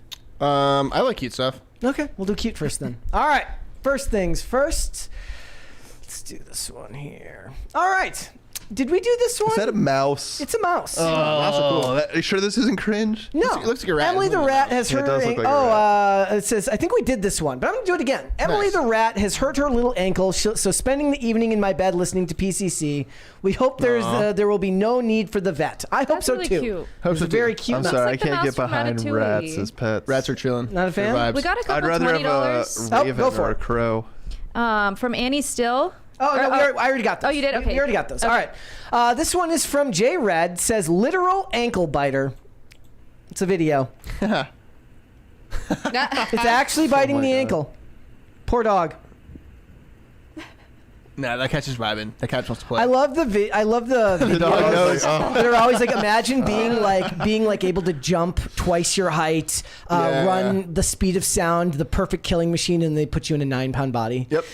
That's no wonder cats are so pissed off all the time. I went to the zoo a couple weeks ago, and I went to go see the tigers, and the whole time I'm like, that's just it's basically just a house cat, but nature's killing machine. Like house cats are. But he's like yawning and like cleaning himself and like rolls over. Like they're just as derpy, but far more dangerous. You know? Well, just as lazy, just as derpy. There's always the videos. It's like it shows a cat like stretch and then like lay out. It's like no matter how big they are, they're just cats. Yeah. There's some truth to that. Yep. All right, let's go ahead and do cringe of the day, ladies and gentlemen. We've got this one here. Let's listen to this. As I've been like leveling up, you know, in my career, like what's the craziest thing that's happened to you so far? So there's this one kid, I'm not gonna mention names, he is obsessed with you. Every time I'm on the talking bus, about himself. he takes his phone and he goes, "Oh look, it's your sister." She's an OnlyFans model and model. Oy vey. Why is she acting like that? You know, and he goes like this. "Oh, look at this." Yeah. I feel you, bro. Are you okay? Dang. Absolutely. And she's still using it for content. And they ask me, "Is it pink?" I just tell them, "Pay for it and find out." Oh no. I hope she's humiliated, dude. Guys, we're seeing a sneak preview of how ancient Greece and ancient Rome got to the levels of degeneracy that they did. Oh man, this is how a it whole other starts. level, though, dude. This is a whole other level. No. This is just being documented. That's all. Yeah, it that's is. what I'm saying. It's a whole other level. Siblings shouldn't talk about these kinds of things with each other, right? I don't know what to do. It's like her. It's legally she can do it. I don't know. You shouldn't always do things you can legally do. Oh, look, it's the Great consequences advice. of your own actions. Full stop. Full Legal stop does right not there. mean it's a good idea. Yes, I agree. Well, dude, like, and social media has made us so like short-sighted that this is one example. Imagine all the people that don't document this and are like now regretting it. Like, oh my God, my poor grandpa, he's on his deathbed and he just found out. That's what I always wondered about these girls. I was like, do you not have fathers, brothers, cousins, younger brothers that you are afraid of seeing this? I saw a tweet. It was a girl. She's like, why don't men find lingerie sexy anymore? And some guy replied, he's like, because you wear it to the gym. Yeah, right. And you wear it everywhere. You wear it everywhere. Target, You wear it to the golf course. Yeah, That's and it's kinda like true. That's you are kinda not true. leaving anything to the It's imagination anymore. desensitization at some point. 100%. You're completely getting desensitized. You're like, yeah, I could take it or leave it. I don't really care. That's why they make jokes about war footage now, Right. because there's so much of it thanks to social media that, I was just- it's not desensitized. shocking. Yeah, for sure. I was just reading an article today about how it said 9/11 used to be off limits, but now thanks to Gen Z, it's become a joke, and it is When- because what? and It's been- I it's think been that was long before Gen Yeah, Z. I think so a lot. Like for Millennials at for any sure. given time, half my feed could be like very very much brain rot creations about 9/11 and stuff like I that. will say it has gone a little bit mask off in the last few years because after 9/11, it was joking about 9/11. There was kind of like a nuance here. Like they wouldn't actually tell the joke, but they joke about telling a joke. Yeah. And that was funny for a while. And now it's just memes everywhere. Yep. You know, I'm always shocked when I like watch an old movie or old show and they do a skyline in New York. I'm like, oh. Yeah, I have a record that's like from ADNY, and it has a picture of the Twin Towers on it, and that's the side I always play. So whenever I play it, I like reminded of it, and people see it. But yeah, it's definitely. crazy, just like how. Yeah, I mean the skyline changed overnight. Yeah, like that's so nuts. Yeah, That's so it actually crazy. took place in the morning. I don't know if you knew that or not, but yeah, some of us were alive. You know, so. anyways. All right, ladies and gentlemen, now that we've gotten that depressing little bit of information out of the way, let's get started then, shall we? All right. We're a whole 49 minutes into the show, so let's go ahead and talk about Linkin Park. Very, very recently, they announced a brand new lead singer. Her name is Emily Armstrong. She was the vocalist for a band named Dead Sara, and they did a couple of live performances performances, and clips were going around on Twitter, you know, showing you her first cracks at performing some of Chester Bennington's biggest songs. This is, of course, 7 years after the tragic passing of Chester Bennington. And what came out afterwards was that she is affiliated with the Church of Scientology, and she did actually go to a pre-trial hearing for Danny Masterson, which, of course, set off alarm bells all over Twitter, asking people, you know, people asking, was this necessarily the best move to make, to not make any new music in 7 years? And then all of a sudden you come back and the person that you come back with has a questionable past, and people have questions. Who cares? I mean, that's what a lot of people are saying. So this is what she said in relation to it. She says, this was a post she put up on her Instagram story after all of this came out. She said, "Hi, I'm Emily. I'm new to so many of you, and I wanted to clear the air about something that happened a while back." I'm going to put the sunscreen here. "Several years ago, I was asked to support someone I considered a friend at a court appearance and went to one early hearing as an observer. Soon after, I realized I shouldn't have. I always tried to see the good in people, and I misjudged him. I have never spoken with him since. Unimaginable details emerged, and he was later found guilty. To say it as clearly as possible, I do not condone abuse or violence against women, and I empathize with victims of these crimes." This was, of course, she made this statement after the lead singer of the Mars Volta, who was also a Scientologist, a former Scientologist, who then got out of the church. No such thing. Got out of the church. His wife was a victim of Danny Masterson. She's, of course, she didn't name him in the clip, but you know, it was Danny Masterson. So this is what that account said. He says, his name's Cedric Bixler. And again, the Mars Volta. So he says, "I'm surprised none of you wrote a letter on Danny Masterson's behalf, since your corny ass singer showed up to support him in the prelims. Remember, Emily? Remember how your fellow Scientologist goon squad surrounded one of the Jane Does when she was trying to leave the elevators? The court sheriffs had to escort her away from your awful cult. Remember when we did the purification rundown, Emily? Were you directed to safe point me because of what my wife knew? Why can't you shut your mouth during a detox program where people are going through some rough shit, but your corny ass is singing like an unsupervised child? Is it because you were born in Scientologist? You were born in Scientologist that gets a pass? How do you reconcile the homophobia found in the teachings of the book of Dianetics? Do your fans know about your friend Danny Masterson, your rapist friend?" There's Talk a about lot to jealousy. unpack there. Yeah, there's a lot. Okay, so here's my problem with her statement, and because I don't really know, like I have not looked into any of this, but here's the problem: is the people that are complaining and trying to cancel you that made you make a statement in the first place. You're never going to satisfy them. No, you're never going to you will not be able to get them to stop talking. There's nothing you can say. There's nothing you can do that will make bitter people that are trying to come for you not, right? And that crowd does not believe in rule of law. They don't believe redemption. in due process. They don't believe in redemption. Like, it's like saying like that same crowd would get mad at a mother for going to the murder trial of her son. It's like, that's still her son. She's still going to be there, and like, let it play out in the courts, like, which is exactly what she did. It's not like she was his defense attorney or anything. Like, the same thing was going on. James Marsden, who's, of course, he's famous, really famous now because of the Sonic series, wrote a letter on behalf of one of Brian Peck back in when Quiet on Set came out. It was revealed that back in the day, in like 2006, he wrote a letter on the behalf of somebody who committed a horrific crime, which, you know, then people at the movie studio have to start saying, like, do we limit him in the trailers now? Like, what do you do when this guy is tied to a huge franchise, when something he did in 2006 has come to light that's now very, very relevant? right. It's just, I think she's just dragging herself further into this By addressing it at all. this drama. Yeah. I mean, because People are gonna be mad about with this band and you replacing the person. That's like, wait, it's happened in the past. You know, like famously, Joy Division.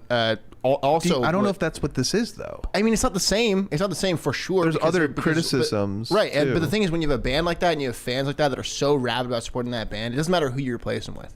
No, but I don't know if people are mad at her. I think this is a separate issue because there's also a lot of people that are very upset for Linkin Park even getting a new singer across the board. Right. Across So, the but I board. think that's a separate criticism to what we're seeing over the Scientology and Danny Masterson stuff. It could be related. Maybe that's what Hey, they're I hate picking. Scientology as much as the next guy, man. But so like, you also said Chester Bennington passed away 7 years ago. How long are they supposed to wait before it's okay to find a new singer? Could anyone answer that question? Don't know, but I mean, like, that's why I brought up Joy Division, is because New Order, the band that came after them, didn't use the same name, totally redid everything as far as their sound, and made one of the biggest songs in at least in the 80s, at least at the time, and it's still in history. People still know about it today, you know. So do you think they should have just changed the name? I think they did Fort I Minor. agree. I They could have disagree. done something else. Yeah, They Yeah, could but have Fort changed the Minor name was and just kept Mike going. Shinoda, right?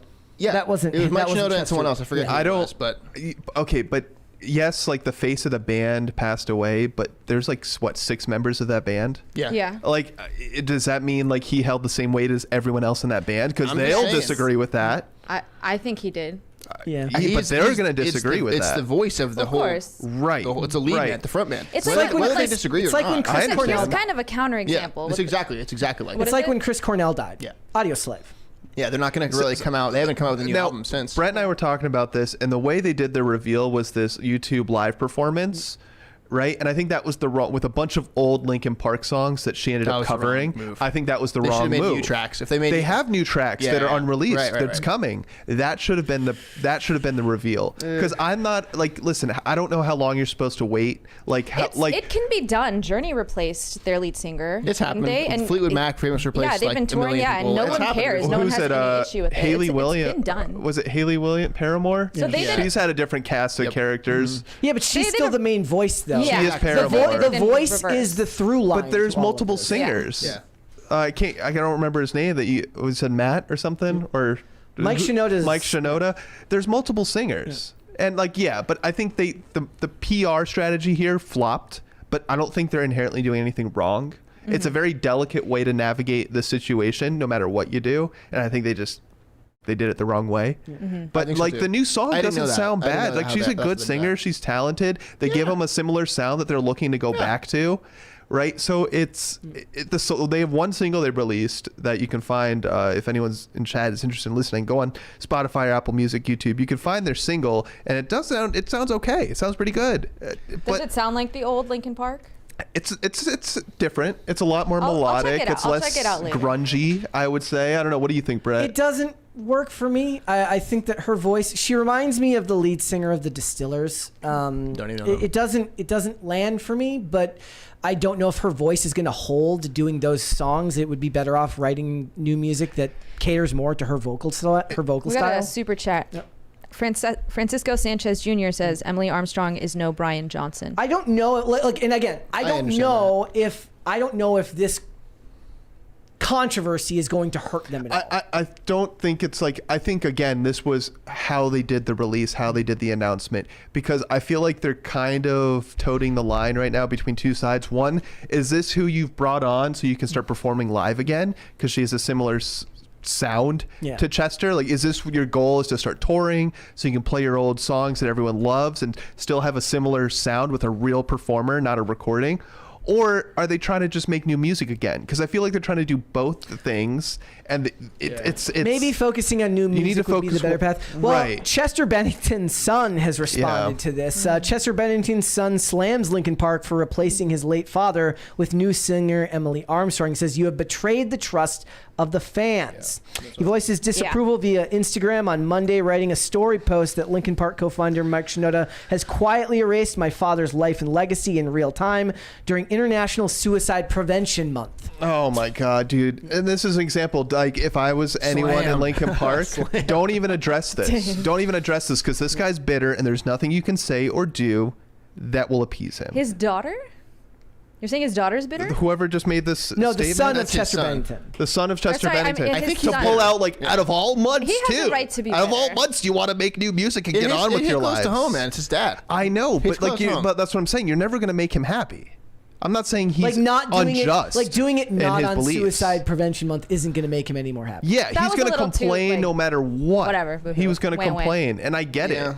But I think if you try to, like, if this is a I new just don't know chapter what- I for the just don't band, it understand needs why to the- be a new chapter. Stop welling. Right. But why does it have to be a new chapter for the band? Like, you just do something else. Because it's their band. I guess. Wasn't it Chester's band now? Like, Well, that's what I don't get. And then, like, now they're going to start saying, like, quantifying who's a real fan and who's not. I'm a fan of Linkin That happens Park. with every band This and doesn't every bother track. me. And I just get a lot of personally, people will say, I would never go see this band live.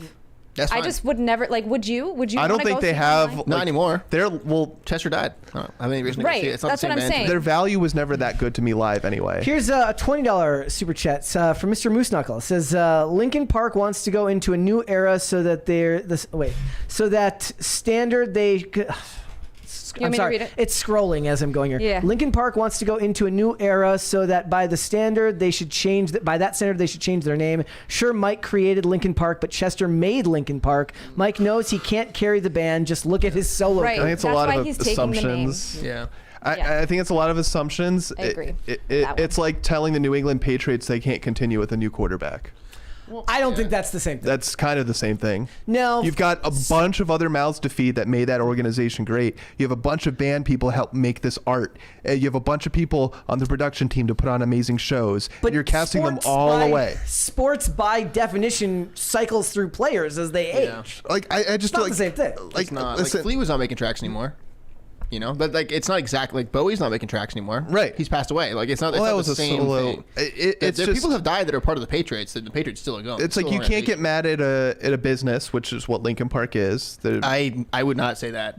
People are gonna be real mad about that. I don't. It is a business enterprise, but I for express doing business. You can disagree with them, but like guess. it's their right to continue that brand if they want to. Yeah, and that doesn't mean people are gonna like it though. No, I'm not saying I they don't think will. it's advisable It's for their careers. pragmatically, Yeah. the question you ask is, given how important Chester Bennington's voice was to the band, is continuing on with a new vocalist, is that in the best interest of the band? I don't Or if think they're so, if they've personally. built enough of there's enough infrastructure built up to make it financially beneficial, that's fine. But are they even worried about the finances at that point, or are they concerned about the legacy of the band? Again, that's why I keep coming back to this the stunt, the PR stunt that they did with this live performance on YouTube. They flubbed it. I agree. Because That was I don't bad, think yeah. any I didn't decision, know about that. any other decision they made, having a new singer, continuing as Linkin Park, planning new music, potentially planning a new tour, Right. none of those are bad decisions. But like the way they went about it was messy. How they presented Right. it. The way they went about it made it look like it Well, was then all it's for the their money. PR But it's team also that been got 7 fired. years, man. So it's like I'm very torn on like how long are you supposed to wait? How long is enough time to let Chester's name rest in peace? You Yeah. know, like So I guess yeah. yeah. I mean, the thing is, I would push back against that is Fort Minor was very much tied to Linkin Park, and people realized Fort Minor was part of Linkin Park legacy. And if Linkin Park went to another project, I'm gonna go listen to that album. I'm gonna give them the time of day. I'm gonna give them a shot. If it's good, like I think it would be like all 6 of those other, like all 5 of those other Right. guys would have been. It's good. Why would I'm they gonna start listening? I'm gonna Why add it to would they my change stuff. the name though? I don't understand. Because they If just it was respect 2 things. guys, I get it, but it was a different, big and it's- ensemble. yeah, I mean, it just goes. There's different things in music. Like some people think that like different music fans. Some people really believe in like the ethos of the music, and other people look at it like, hey, I'm making money. I'm trying to stack paper here. Like there's different ways to go about music. I think Linkin Park, unfortunately for them in this situation, had a lot of the diehard fans from the '90s who are more about the DIY effort. That there's this there's bigger thing going on than just the band is a vehicle to making money and There's becoming famous. You know what I someone mean? chatted in saying Mike addressed a possible name change in an interview recently. He okay. said that Nice. the album they wrote felt like a Linkin Park album, so they didn't change it. Feels like And a that was left why. brain versus right brain argument for all of this. Like, That's look, what I'm saying. the business side is going to say there is a lot of value attached to that name. Yep. There's record sales, there's venues, all of this tied to the band name. The second you change it, it affects the financial 100%. underpinnings of it. So the question is, how much do you value the new art that you're willing to start from scratch with a new project? They've decided they wouldn't, but that doesn't mean that the fans who are questioning it are wrong. Yeah, and who knows what their goal is? Maybe they're trying to find new fans.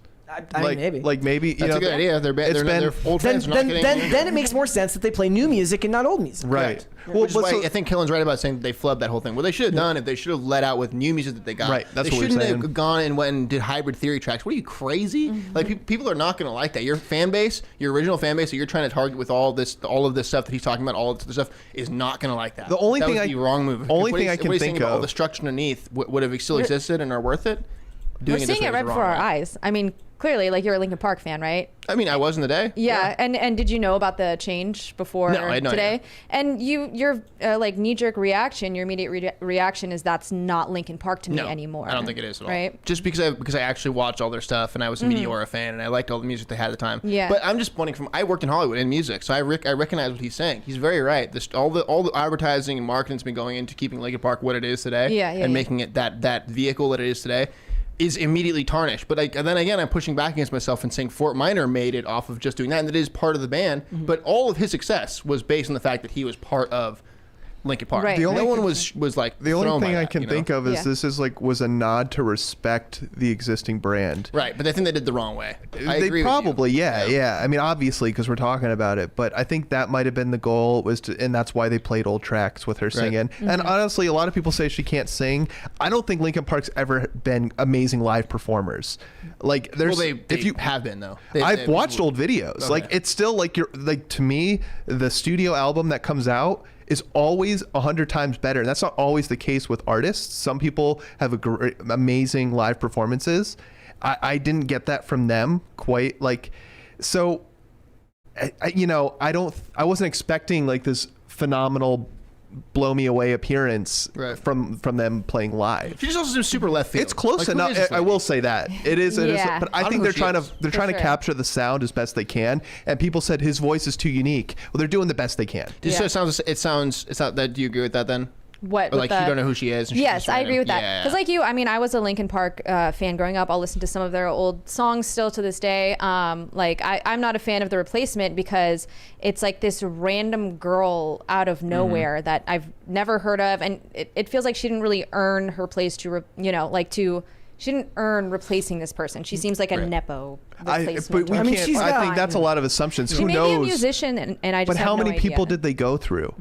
How many auditions did they have? Maybe 0. Maybe. Or Yeah. maybe it was 1,000. Maybe. Right? They can honestly at the end of the day though they can do what they want with their IP. Right. I really don't care what they do with it. All right, let's move on then, shall we? Let's Well, do they some made super waves, chats so it's here. important what they do next. Let's move on. Let's do some super chats here. So Andrew Jacobs says, "Congrats to Bert and Ashley on their upcoming baby." Yes, Congrats. Bertman. Congrats. Congratulations to him. That's a big deal. Yeah, man. Congratulations. Do it. We need to. Boo! Is it a boom or a doom?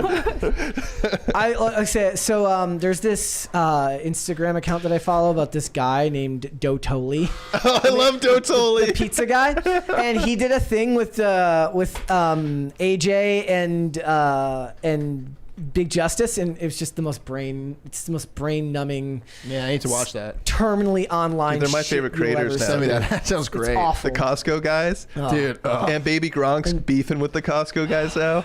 And you go to the comment section to all that, and everybody hates him. Like there's I know. Baby It's Gronk? pure hate watching. It's just- dude. It's You know pure when they hate say videos. accuse your enemies of what you're doing? That's what Baby Gronk's doing. He's like, guys, your dad. Listen, Big Justice, your dad is taking advantage of you.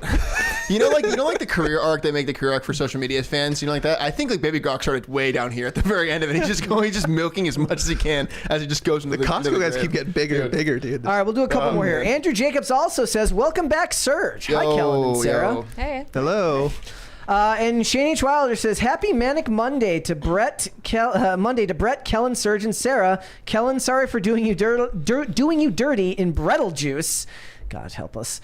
And congrats PCC on getting restored on IG. They didn't want the DMX level smoke I was gonna do. Yeah, we got banned, or we got what is it?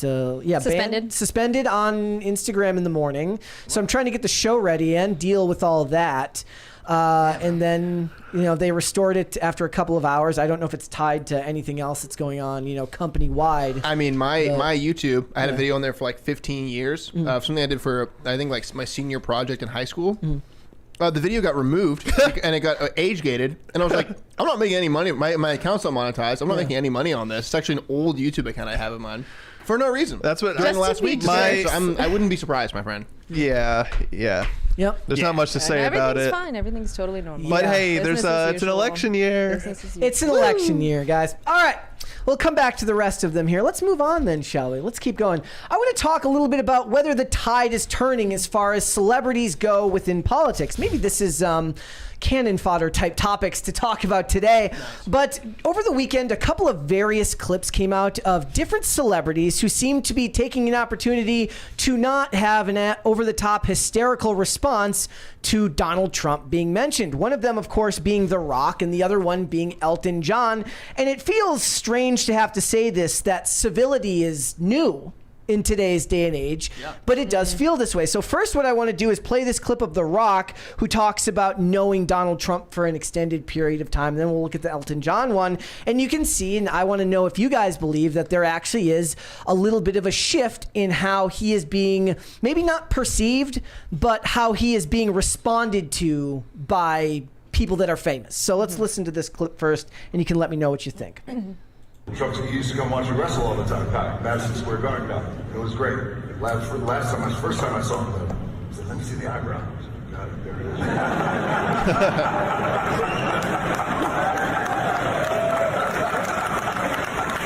think that's where the Rizzler got his Riz face from.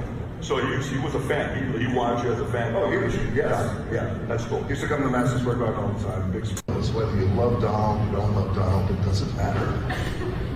Tried to assassinate him. There's no room for that. And yes. He did the wait, where you wait for the applause. Yeah. You know? Despite it being who we were in that moment, I still believe in my core that is not who we are as a country. So him standing up in that moment, you wanted to see that. Okay. So, again, none of this should be considered in any way somehow controversial, but it is today. Like, the fact that articles had to be written about this is indicative of the fact that having any opinion other than the dude is evil is somehow considered weird. So the other one was this clip of Elton John, and this is how ridiculous things have gotten. So he quotes talking about how Trump used Rocket Man to refer to Kim Jong-un.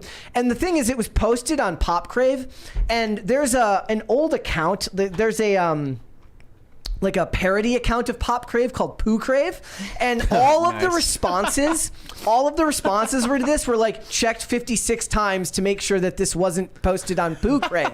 So let's go ahead and listen to what he had to say. It's actually really funny. I know that you're not a supporter of Donald Trump's. He loves your music. How did it feel when he took the lyrics to Rocket Man and he used it as a nickname for Kim Jong-un, and then he gave Kim Jong-un I laughed. I thought it was brilliant. I just thought, good on you, Donald. I'm the Rocket Man, yeah. Donald's always been a fan of mine, and he's been to my concerts many, many times. Nice. So, I mean, I've always been friendly towards him, and I thank him for his support. Yeah, when he did that, I just thought it was hilarious. It made me laugh. He gave Kim one of your CDs and signed it. That was in one of the books about him, because Kim, I guess, didn't know the song, so... What's that? He gave Kim Jong-un the signed CD. Yes. You know, which he never heard of it. I know, because he hasn't heard of it. I'd be very surprised if he had. I've never toured North Korea, and I have no intention of doing so.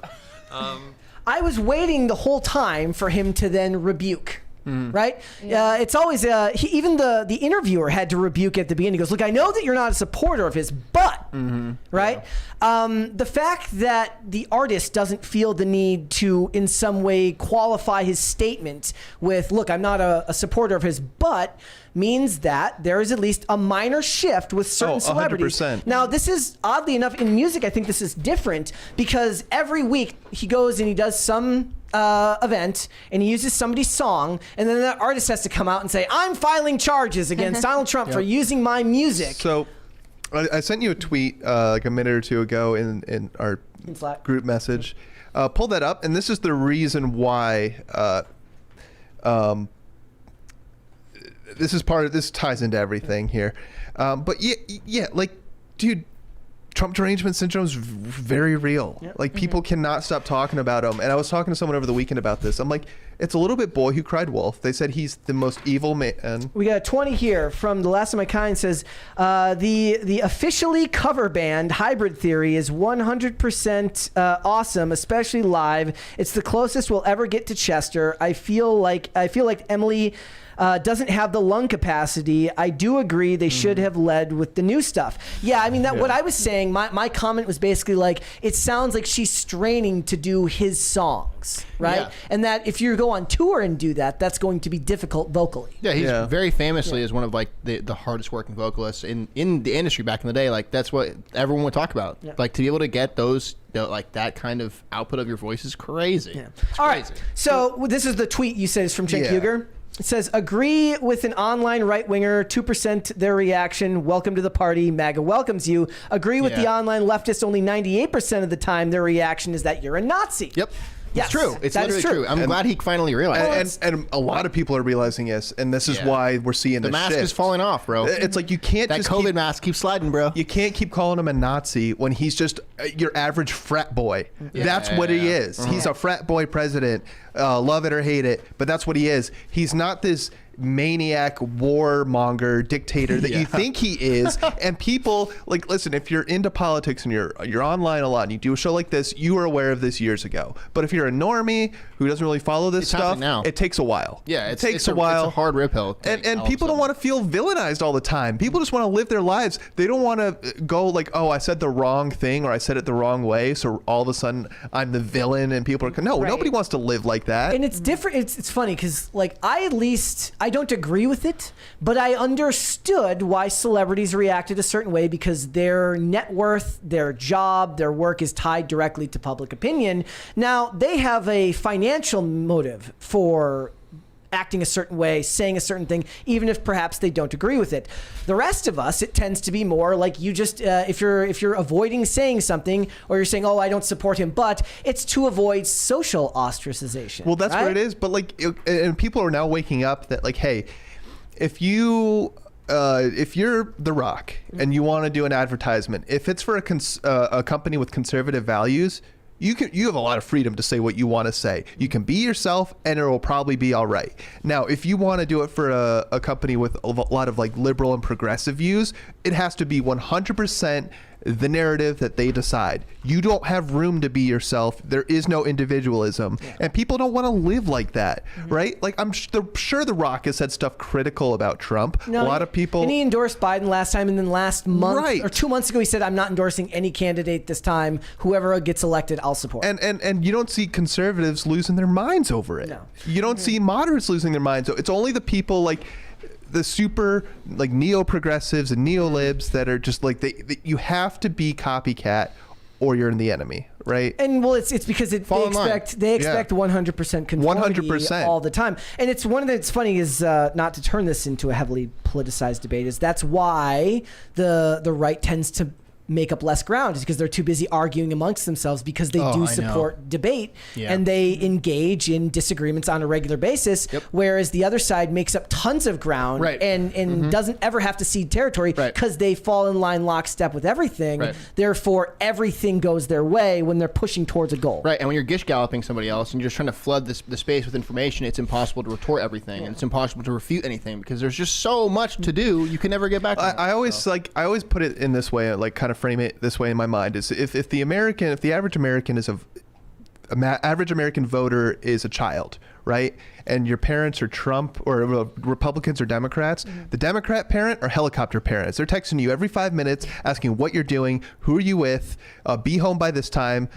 The conservative parents, they're just like, hey, don't do anything stupid, right? I'm not bailing you out of jail, right? Like, they give you good morals, but they let you be yourself and make your own decisions. And no one wants to live under that microscope. I disagree. I think I think a lot of people do now. Some think that's people the love the conformity. They have to think about things. Some people love that box. So nuts. It's the I idea think so that too, man. For most people that are of our thinking would think that too. it's the idea that people they think they want freedom, but they like the idea of the benevolent dictator more. Meaning that if all I have to do to be allowed to operate free from criticizing anything is that I just fall in line with the talking points they give me, then that's a price they're willing to pay to do that. And a lot of celebrities have fallen into that camp. On top of the ones that do just believe that he's evil. And that's, you know, whatever their beliefs are, wherever they get their information, they've come to that conclusion. It's up in the air. But there's another story that's actually going around right now that is indicative of a little bit of a change. And I want to talk about this. So last week, Brittany Mahomes, the wife of quarterback Patrick Mahomes, went and she had the absolute temerity, the gall to go and like a post that Donald Trump made on Instagram. And then Donald Trump took the time to respond and say thank you. And of course, a lot of people got very, very upset because she's, of course, her husband is the quarterback for the Kansas City Chiefs, who's, of course, teammates with Travis Kelce, who is dating Taylor Swift. And then at a preseason game last week, they found out that Taylor Swift and Brittany Mahomes, who used to sit in the same skybox, were no longer sitting together. And when me and Mary were talking about it, I said, wow. Think about what they could have done for the culture by sitting together, right? Think of what they could have done, two people with opposing viewpoints on the world, what they could have done for America by sitting together and showing that people who have disagreements about politics can still be friends. It felt like a wasted opportunity to me. Well, what happened was they were at the US Open and Twitter is absolutely losing their mind because there's pictures of Taylor Swift having the gall to hug her friend. If you think that I'm being hyperbolic, I am not. What you're seeing is a bunch of people going online, posting this photo and getting very, very upset. It says, "This is who Taylor Swift is, by the way," and they're basically tying her to Brittany Mahomes as guilt by association because to them, just like with people who fall in line with Democrat policies, there is no disagreement. There is no belief in supporting anyone who sees the world even slightly different than you. They need to do a psychological study or like survey on the comparisons of people like you were saying that fall in line, pretty much communists and Swifties. Well, it's more like, it's not really communism. That's like an economic thing. It's more like individualist versus people that are. But the fall in line were only were I guess more Maoist kind of way to like. I guess, but I'm just saying those are the. I understand what I'm saying is, but those are the wrong words for it. It's collectivist versus individualist. Sure, but like Japan is collectivist. Extreme collectivism, right? Yeah. Right. So like Swifties operate the same exact way. Yeah, because they're right. Yeah, and dude, I'm honestly, I think we got into this last time. Linkin Park is the same way. We're just talking about a bunch of people that are basically in this cult that are saying you can't change my thing. This is what I'm reverent to. You can't. How dare you change like to them what is like the Mother Mary? How dare you change the icon? That we got into this like hive mind that is Taylor Swift's fan base, and they will absolutely like. There's been this assumption, and Taylor never like corrected anybody that Taylor is like a uber lefty like. Pro-Democrat thing. Here's a post There's of hers. one photo of her with Biden-Harris cookies. Here's a post of hers from 2020. After stoking the fires of white supremacy and racism your entire presidency, you have the nerve to feign moral superiority before threatening violence. When the looting starts, the shooting starts, we will vote you out in November. That was so she's dumb. Yeah. Dude, she's not. This was in 2020. But like, here's the thing, dude. I predict, and I don't know if I said it on the show before, but I predict that she's not going to come out one way or the other. Because well, now you're going to have a bunch of people saying that because of this photo that has been taken with Brittany Mahomes, she has to come out and say something. No, screw that. Do not endorse, like, stay out of politics. Like, be the example. You want to do something important, be the example that you don't need to, like, mix it all. These were some of the headlines that I was seeing today. So this one says, Taylor Swift just publicly embraced Trump supporter Brittany Mahomes at the US Open, and this is why it's kind of a big deal. Bro. And then this one, Taylor Swift fans disappointed over singer's new photo with controversial celebrity. Brittany Mahomes was the least controversial person ever just a couple of weeks ago. This is what they do in North Korea. Yeah, it's disgusting. It's you ate at the same restaurant as that guy who's an enemy of the state. Guess what, buddy? Well, you're an enemy of the state now. That's what they did to Darren Beatty. Guilt by association, yeah. dude. And That's they're what it is, becoming, with every month, with every year that goes by, it's becoming more and more mask off. What this is this is a response to, it depends on how terminally online you are and how much you buy into the propaganda, right? If we were still living in the age of civil discourse in politics, then yes, you can go and embrace somebody who sees the world a little bit differently than you. But when a certain party has been labeling the other one as evil, fascist, satanic, and Nazi, then how do you justify in your head, on one hand, you're like, in the real world, you're like, look, she sees the world differently than me. I don't care, whatever, we're still friends. But if you're terminally online, this person has been labeled, you know, he's Nazi.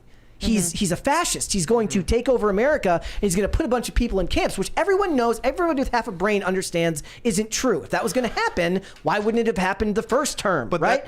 But this is because there is a gap here in what the media portrays a person as and what anyone with a brain who understands the world actually knows someone to be, even if you disagree with them. I mean, right? this is why you're seeing celebrities, though, like kind of either support Trump or just back out of it completely when it comes to politics. It's because there's no finish line when it comes to this social justice warrior movement. Yeah. Right. You can denounce Trump. You can have a tweet. You can have a tweet like that in 2020, and it's still not good enough. Right, that's what they say. You still need to do more. Right. That's what we've been saying. There's a never-ending march. If you say yourself you're progressive until what point?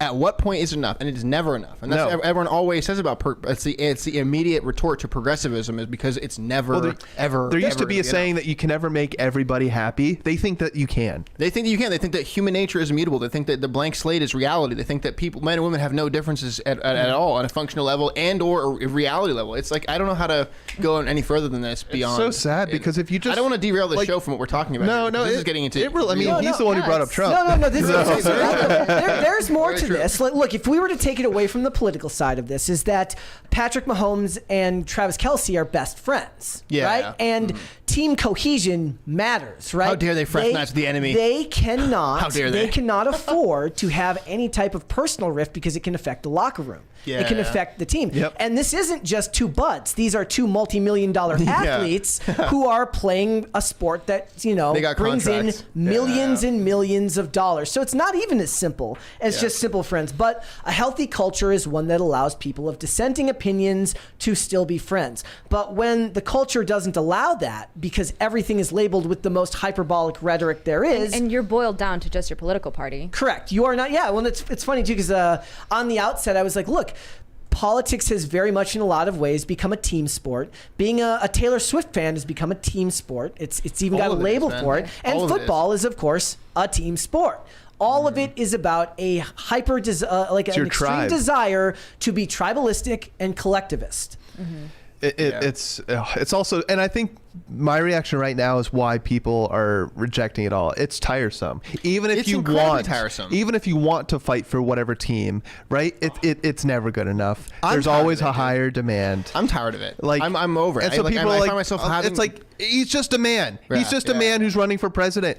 And whatever happened to the whole like line of dialogue that hey, the president isn't like the most important election. That's what people think it is. There's a huge, there's a big bureaucracy I think under it's him. bigger than that. Right. But people These can't name their local politicians. Embracing in a joyous moment. It never had anything to do with politics before. It does with a tweet like it does when you have tweets like Brett pulled up from also 2020. people who actually exist in the real world, like you said, embracing together in the physical world, that's a completely different thing than people who live terminally online who have lost their connection to other who block people. anyone they disagree with. Plus Taylor Swift, you forget her her groundwork for getting people to register to vote, right? She has invited herself into this political discussion, right? She was an activist from like 2016 to like 2020, 2021. She's kind of cooled off of it, but the internet lives forever. Oh, there was a really funny post. First of all, this person says, this is how hyperbolic the times we live in are. Actually disgusted to be honest, because Travis is taking a picture with her there. You know what? It rolls my eyes so Put on- I can't stand it. To all my POC and marginalized Swifties who are struggling with seeing Taylor and Brittany, I see you and I am with you and I love you. Dude, it's just Pokemonification. So many identities. It's Pokemonification. I think it comes from like MySpace and Facebook saying, here are all these attributes you list. You can drop down menu and select all these things and make who you are, and everything is attributes. Everything is what band, what thing you're wearing on your t-shirt. It's like being in punk rock in the 80s. Where which patches do you have? Who did you see last week? You can tell which tours you're following based on the patches. It's getting crazy. The phenomenon that we're seeing cannot be appropriately described in less than like a 2-hour conversation. No, That's the problem. There was one more here. I thought this one was funny. It says Taylor Swift single-handedly undoing the image her publicist spent years trying to create and finally revealing herself to be the spineless bitch she condemns in her music, all in one fell swoop. Took long the fuck enough. Imagine being that angry. That person had that brewing for a long time prior to that. You can't just riff like that off with hate. You got to put on your conspiracy caps, because we all saw that leaked PR release. Do you guys remember that from like a week ago? Yeah. Oh, I heard about that. The email. So apparently there's a leak from Travis Kelce's agency. That it was all a Hollywood relationship. This relationship was a stunt. We talked about an IRL. No. This is exactly what needs to happen for Taylor to finally see the light and realize the monster that she's dating and that she needs to distance herself. I think the date was September 28th. Oh my god. So maybe they're right on target they're right getting now. there, We're getting Kellen's got it. I need my tinfoil beanie. Wow, that's so true. I didn't even think about that. Yeah. Dude, that's all she needs to do is be like, guys, I've read your messages. I've heard your concerns. You're right. How can I date someone who supports such a monster? And then she can write a new album about her last ex-boyfriend, and then we can all do that. Yeah, what would you call it? Like the superstar. It'll be something like that. And then she can sell her tickets for $5,000. Hey, listen, other thing. Hats off to you, Taylor. If this is just like a 5D chess grift that you're running here, keep running the gambit. At least 8D. I think we're beyond that now. 8 dimensions. Maybe 16. Sounds about right. Square. It depends on how many steps ahead she is. Yeah. Who knows? All right, let's we're gonna move on to super chats. So again, I still don't know why this is not working. It's very annoying. I can hear it. You guys can hear it? No, I'm kidding. There's a 20 here from Pat the Plumber. It says team cohesion matters now. He's saying that team cohesion matters now, Brett. You said I was wrong when I said they should support Harrison Butker. Hypocrisy. Who I said that? Well, I mean, so matters a little bit, but not totally. Brett's about to go Hulk mode. Jordan on the Bulls. You'd have to pull up what I actually said. I'm saying that I would have just stayed out of it because it had. First of all, what he said was given to a Catholic college and should never been for public consumption, anyways. Yeah, staying in that cohesion matters in the sense that behind the scenes they need to be rock solid, and they need to make sure that there is no rift going on between team members lest it show up on the field. We just had Representative Chris Lonsdale on IRL last week, and before the show, me and him were talking about, he actually goes to the same church as Harrison Butker, and we were talking about it, and we said we both came to that exact conclusion. That speech he gave was written for the audience that listened to the speech. Yeah. It was very appropriate. Because of the internet, we are now given access to all this stuff. Look, I still maintain that 90% of the issues between men and women today stem from content made online where a girl is speaking her woes about men in a way that was meant to be given to a bunch of her girlfriends while drinking wine. Men who make content complaining about women is done in a way where bros are supposed to be playing a game of pickup basketball and bitching about things that bother them. It's 70% real, 30% getting something off your chest. But now it's not being said to those groups. It's being said to everyone. So then everyone gets in the comments section and starts saying like, stop broad brushing, stop making assumptions about everyone, which is true. But that's because we are not supposed to be hearing this content, right. But it's good for monetization, so everyone else suffers. If people listening actually want to change that about our society and how we function with each other, you guys have to start demanding like that you are unavailable off hours. Like the businesses, and this is part of the reason you're already on your phone, because now for a job, your business is required to be on call 24/7, whether or not they say that. You have a phone, they can reach you. You have a smartphone with 5G, they can reach you anywhere, right? And if people need to start standing up and say, no, when I'm done working, I'm unavailable. Wasn't there like a bill proposed recently that was supposed to make it illegal for your boss to contact you off hours? I think that was and like the dude from Shark Tank said it was a bad idea. I don't know if that was here. But businesses, it's like the Lord of the Rings meme where he's like, why should I ever give up this power? That's businesses. Why should they ever give this up? Right? Like, it's sticky on the way up, which means if you're from an econ perspective means it doesn't ever ratchet down. It only ratchets in one direction. The more and more power you concede to a government organization or a bureaucracy that controls you, the less and less power you'll be able to take back without serious implications. And it's just the truth. The truth. And that's part of it. So it's like you have to have your phone on because you're worried your boss might call, and then so what do? You start doom scrolling Twitter, and then and then all of a sudden your algorithm is feeding you never sleep Swifties content, you know, and it's like it's all a big problem. Let's do a couple more of these super chats here. Let's get back up here. We were left off at Shane H. Wilder.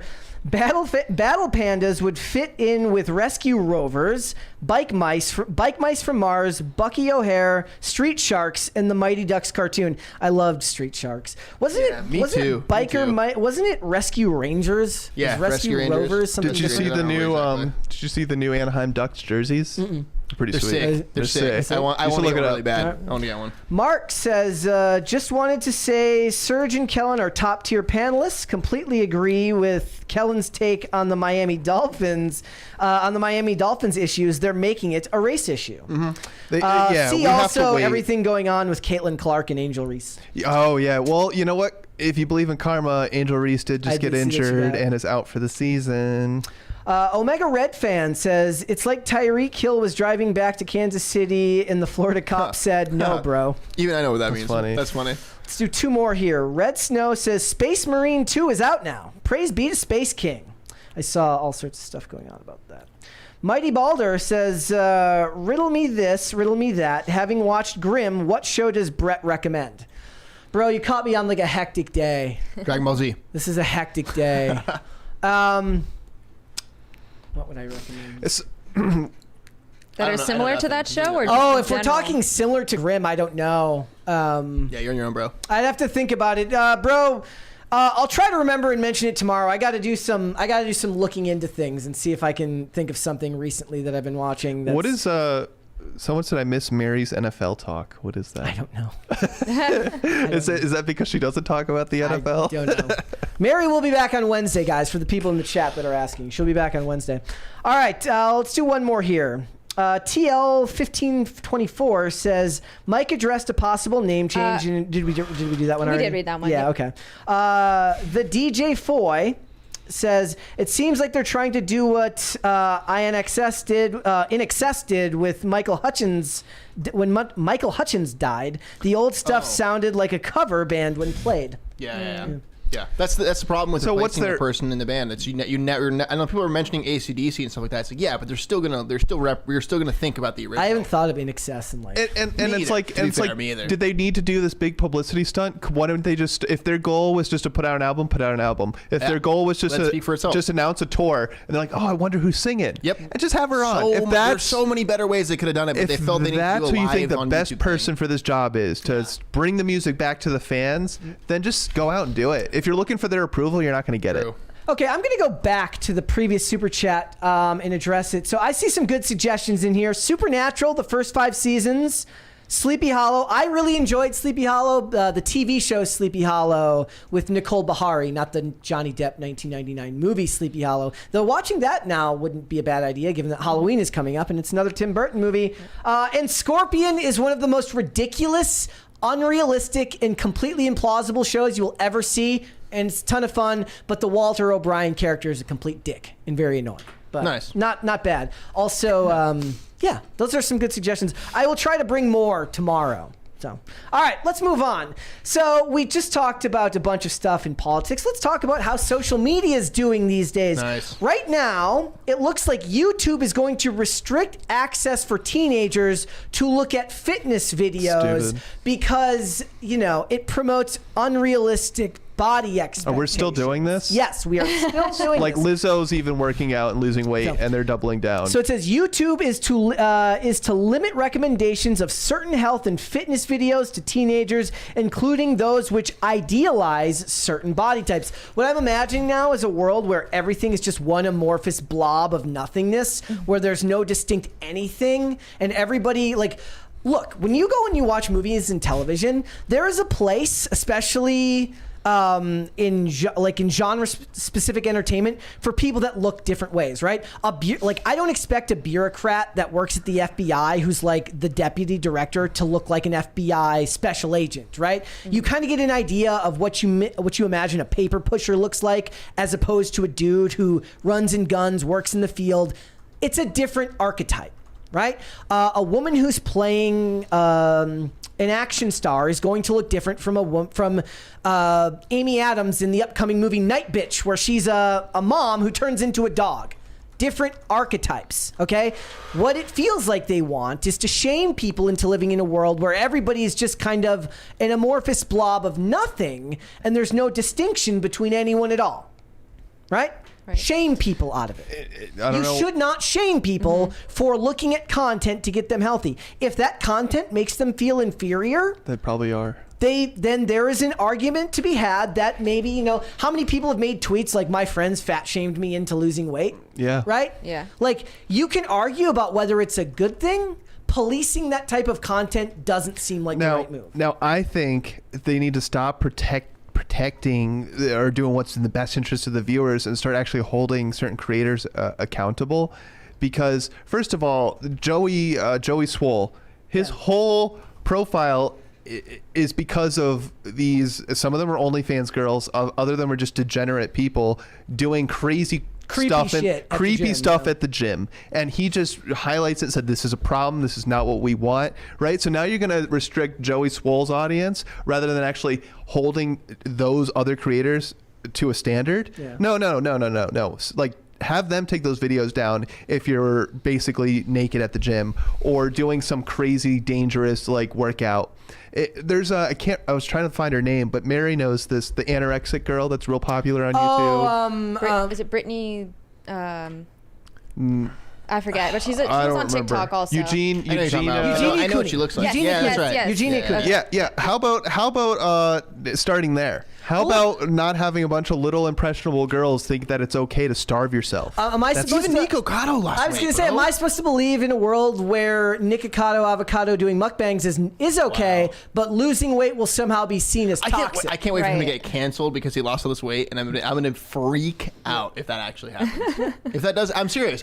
Like, his turnaround is no, I don't think that's what'll happen. wild. That's more likely to happen to a female creator than a male creator. The men do not look at losing weight and fitness the same way that women do in these spaces. So it's the same. It's the same argument that happens when they talk about men don't look at Conan the Barbarian and see unrealistic body expectations. They see something aspirational. Yeah. Right. When a woman sees Wonder Woman, they say, it's not fair that I don't look like that. Wonder Woman should look like me. Why don't we just have male mode for the internet and female mode for the internet? I mean, we already do. Like, they've already shown all these comments and stuff like that. If you go look at the comments on Instagram, for instance, they'll bring you the comments and prompt the comments that have thousands of comments where they think you, as your profile, be it female, male, or whatever, if you believe in the binary or not, are going to show. I do, but it's going to show you what those things are more likely to help you view the video longer, to keep you on the app longer, to make you incensed and angry and keep scrolling or dig deeper on this profile and stuff. They do that on purpose. They've been doing it for like 10 years. What scares me about this is like, okay, let's say it's this show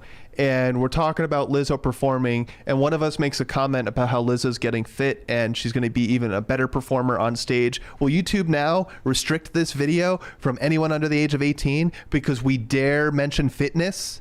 Yeah, you know, like that's what scares me, because this is where it starts. I wonder if this is in relation to like the normalization of steroids and. That's what I think it is. Stop advertising Ozempic on your platform. Like, dude, the amount of normalization I've seen for Ozempic is crazy. So we were at the mall yesterday, and there was this huge ad that says it was like medicine. It was like Ozempic isn't a shortcut; it's healthcare.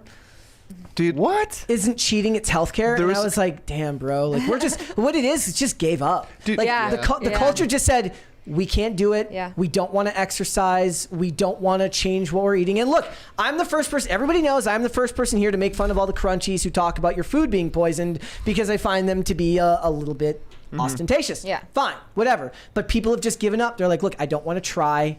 I just want to take the medical way out. Beating him down over the head with a cricket bat, dude. It's impossible to go through every day without someone being outraged about something, someone being angry about something. You can't. I understand, like we're talking about the news. There's not very many stories or anything like that, but like sometimes I'm just like, good. Like people need to break. We don't understand so much content all the time. We don't understand the human condition, but we're constantly trying to create rules that will protect our emotions. We don't even know what we're doing, and it's a losing battle. It will never work, right? Yep. And we keep trying, and we keep trying, and it keeps failing, and it keeps failing. So it says, I'll just go on here. It says that 13 to 17-year-old users will still be able to search for a video and view fitness content, but will not be encouraged into repeat viewings of similar videos. You will play Minecraft. You will sit on your ass for 12 hours. Right. It's shocking to me that the company called YouTube is encouraging people to sit there and watch TV. Yeah, that was my other point. Says it's in their best interest to keep you on the platform and not getting up and going and getting some exercise. The problem is actions like that. Like they could have quietly done this in their algorithm and not said anything, but they had to publicize it because their goal is not to, goal is not to restrict these videos. The goal is to demonize and villainize anyone that cares about fitness. Right. That was actually a question I was going to ask. I said, what is the benefit to them for doing this? Do they have our best interests at heart, or is it just to demonize people that want to help you get in shape? The latter. Absolutely, because they really need to clean up YouTube Kids. A lot of parents complain about YouTube Kids having a lot of weird content getting through there, like twerking Paw Patrol puppies, like weird stuff will make it through to the How about YouTube you don't Kids algorithm? But put your kids on a platform where anyone can upload something. So these are some of the these are some of the qualifiers. It's the day and age we live in. Yeah. No, that's I can't stand that sentiment. Dude, that's when not they walk true out at of all. your house, they will get it. You can't control a child. No, but that's not what I'm talking about. I'm talking about I'm talking about the mothers that are rolling their kids in the mall and they've got a giant tablet in their face. Of course. Those are not iPad kids. Yeah, you can't be a helicopter parent. It's iPad parents. It's not iPad kids. Everyone's like, oh, it's iPad kids. Like, no, the person who gave the iPad is not the child. The child can go to Apple Store and buy like, if the kid is 16, the kid's going to make decisions for themselves. We all accept that. Whoa. I mean, you go to school at 18. No, I'm talking about like going out of your house and finding YouTube on a friend's phone or something. I'm going to read you some of it. It says the platform says it will no longer be offered for teens when they view certain types of content, including videos that compare physical features and idealize some types over others. Again, they want you to be an amorphous blob. Sam Sulik is dope. I watch videos idealizing specific fitness levels or body weights. I will never be like Sam Sulik. So how are the Olympics gonna Olympics gonna ever be hosted on YouTube? Videos displaying social aggression in the form of non-contact fights and intimidation. What are all the pranksters? Yeah. Wait, can you read that last one? Videos displaying social aggression in the form of non-contact fights and intimidation. So they'll age restrict an argument, a heated punks argument. Can no longer be on YouTube, I guess. That doesn't make any sense to me. I don't know. That's a whole different thing than what you just listed previously, I think. I think it does boil down to money, and that a more sedentary lifestyle increases their revenue because you'll spend more time on the platform watching their videos. Again, like this is another short-sighted decision because this beast that they're creating will devour it. This Mr. Beast. Will devour itself. Mr. Beast, if you will. Dr. Petya Eckler, a senior lecturer at University, I can't even pronounce that, who studies the relationship between body image and social media, said that she welcomes the announcement given, quote, the link between use of social media by young people and perceptions of their bodies. Look, dude, okay, big Heights talk about this a lot, talking about especially how women have been heavily affected by social media. Dude, in 20 years, it's going to be like in the early 2000s with big tobacco all over again. How big tobacco knew how dangerous tobacco was. Oh, they knew that since the 60s. But that's going to be like you can prove that physically on the body. They're doing the studies now, and we're gonna look back and be like, why didn't we listen? All the warning signs were there. Hey, man, we used to have the body music going in this country. When you get cancer, I hear you. When you get cancer from smoking, there is a verifiable way to prove it. Right? What will happen is they will do the studies that prove that this is a problem, and then they will audit their own studies that say that it isn't. I know. And it will just caught up in fighting back and forth. There's no way to prove it. They call it big tech for a reason. Big tech, their bottom line is the only thing that matters. So they're going to spend whatever money they need to do to hide studies, to say why a study isn't right, how more internet's actually good for your child. No, the baby Einstein's nonsense fiasco was disproven decades ago. It would be like, it's like people are dying from too much internet exposure. And here's why that's a good thing. Yeah, That's I know. cool. I'm waiting for that MSN Dude, like you have to Yeah. realize, and like people should start using the term not mainstream media but big media. Give it the same label as you do big tobacco to big ag to big pharma, right? Give it the same label because that's what they're doing. They will not tell you something that hurts their bottom line. Of course not. Right. Of course well, not. that's why, I mean, they're rolling out this, okay, so this rule, videos displaying social aggression in the form of non-contact fights and intimidation, that has nothing to do with fitness. At right? all. As That's far what I as- just said. I think I know what it is. yeah. It's the personal trainer yelling at the guy, one more.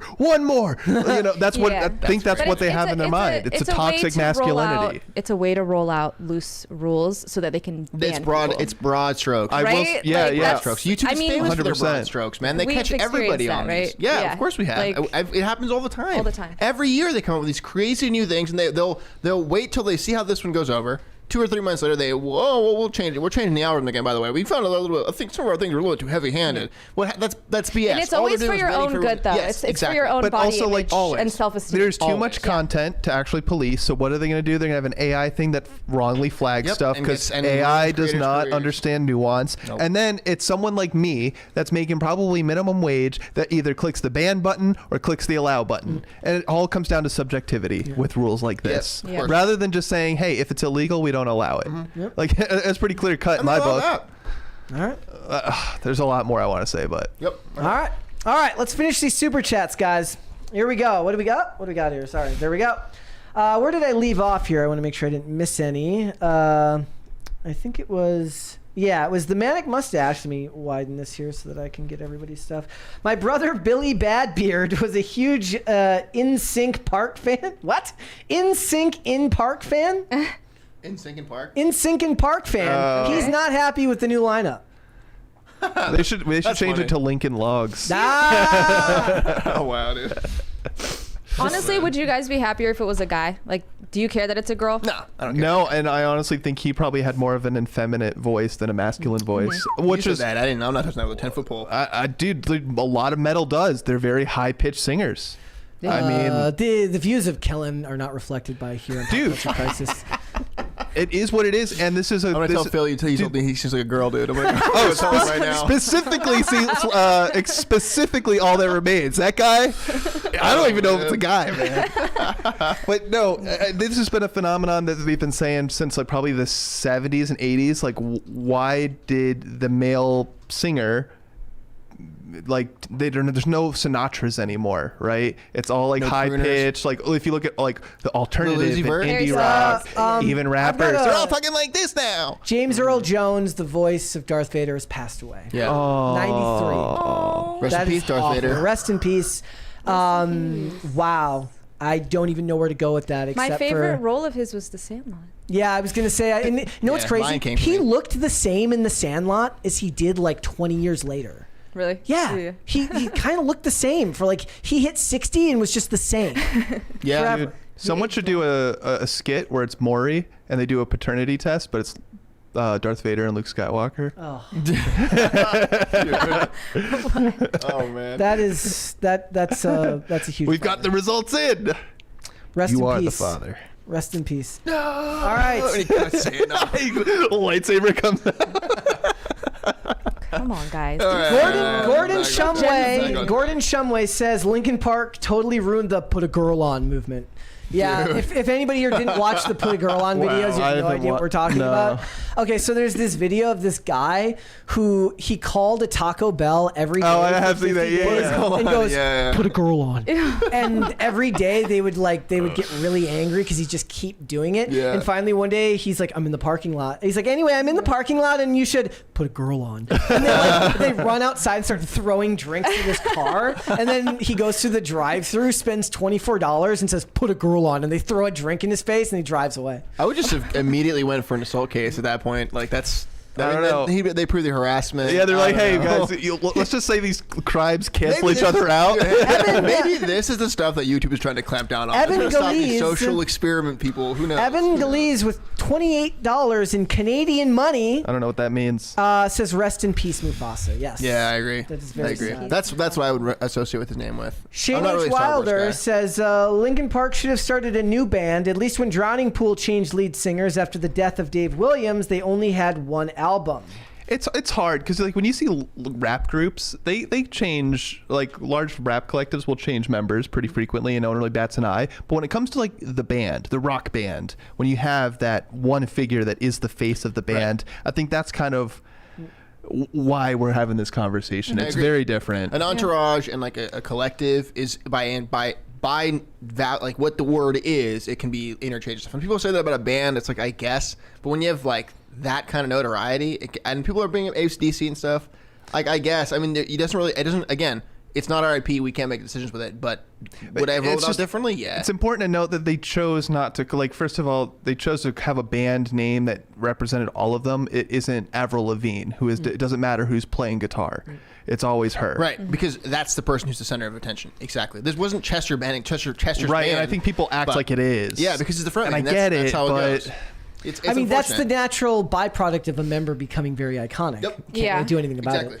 If anything, it's more of a testament to him that the band isn't his name and he's still that synonymous. Someone brought up Sublime earlier. They did something similar. Yeah.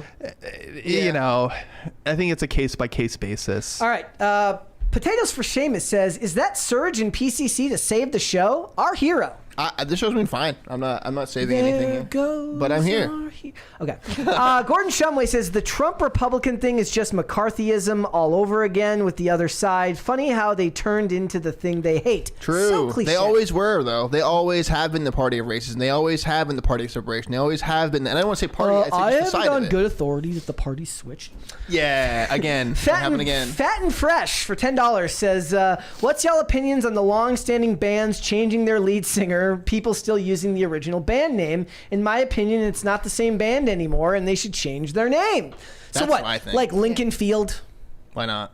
Lincoln Financial Field. Yeah. That's the, I think, the Eagles Stadium. Why not leave the park there? Just call it some other... Lincoln Rex. Something else. Lincoln Park 2. Abraham. Yeah, why not? I mean, Electric that'd be cool. Boogaloo. Yeah, why not? I think that's cooler. Actually, they should have named their band Chester. Well, dude, you got to realize this is one of the most... And then still had the lyrical saying would have been wild. Yeah. Dude, that would have been crazy. This band was so massive, so popular, that there's a whole meme that if X movie was created in 2007, it's just a Linkin Park song. That's because of the Michael Bay. That's because of the iconic Transformers ending. Let's be real here. That's because of the song. It's because it cuts to the end of that song. It's like what I've done. It's like on YouTube 10 years ago where, like, is it really parkour unless that one particular track by, like, whatever his name is. Everyone can hear it in their head. I don't even know the name of the song, but unless that track is playing, is it really a parkour video? The funny thing is, I actually do believe that the final scene in the first Transformers movie, when Optimus Prime is talking and you see Megan Fox and Shia LaBeouf on the hood of the Bumblebee. First of all, it's kind of weird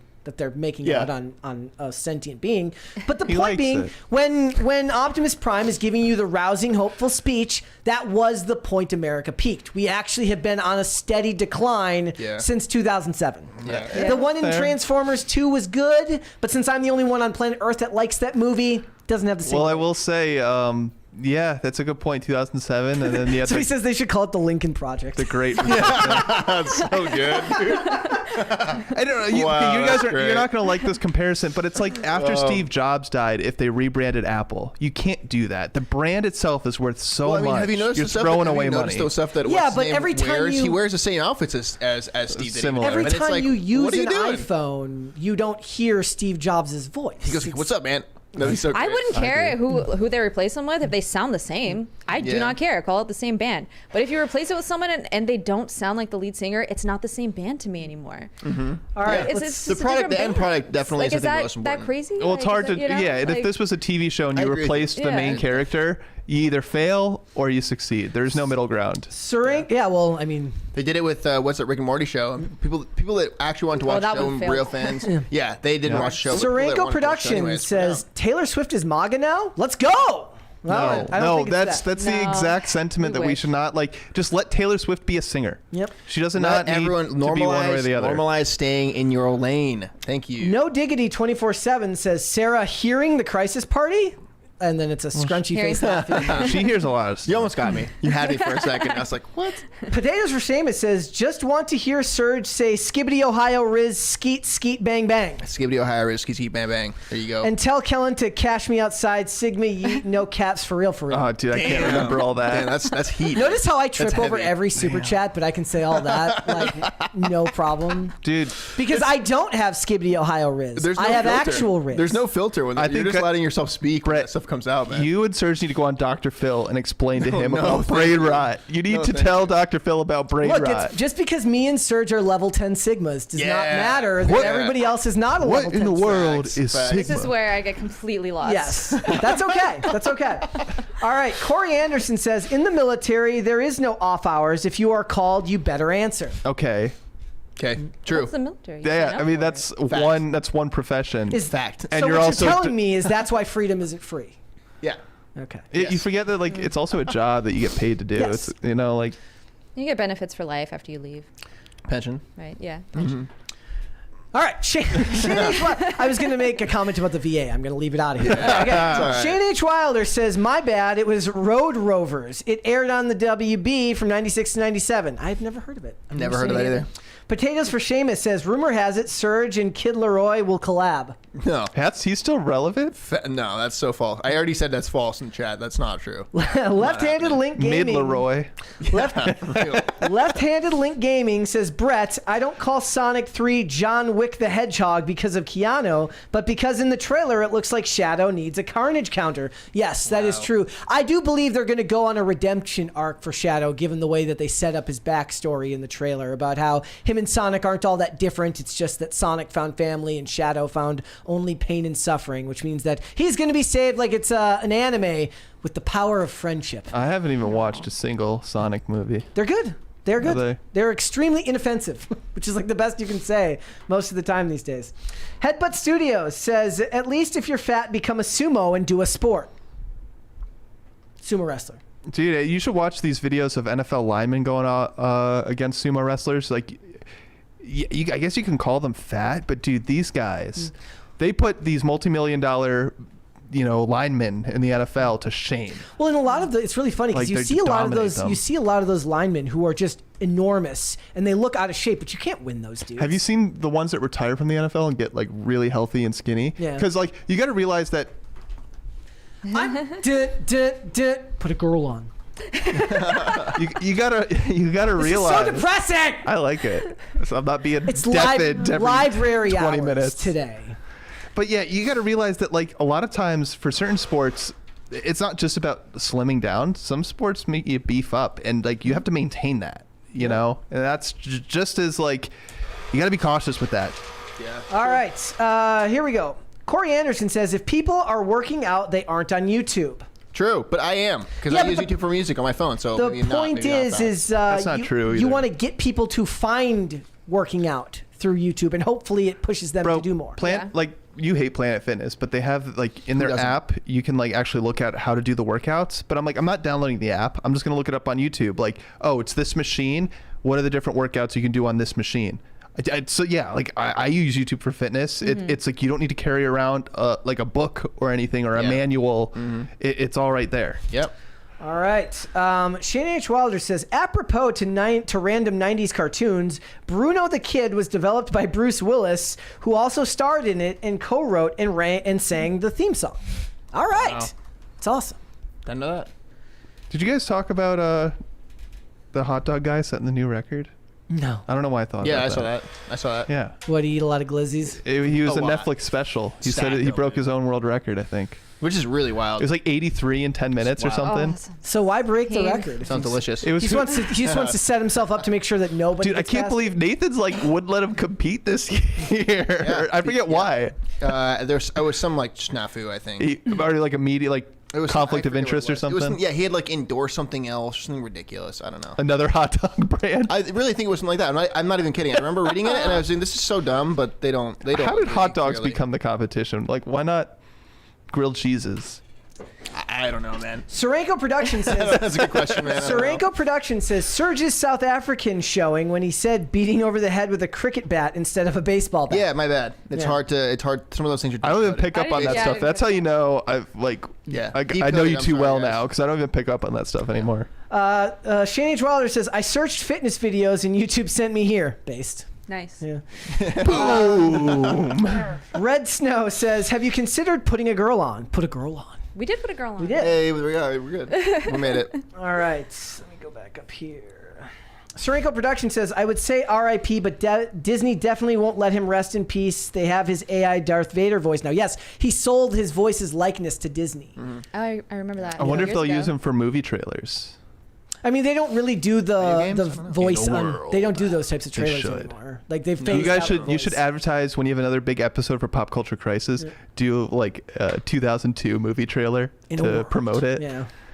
All right. The Pop Culture Studio. Evan Galees for $14 of very, very friendly and polite Canadian money says the whole Linkin Park comeback is weird, but their guitarist is still part of the band behind the scenes, but won't be touring.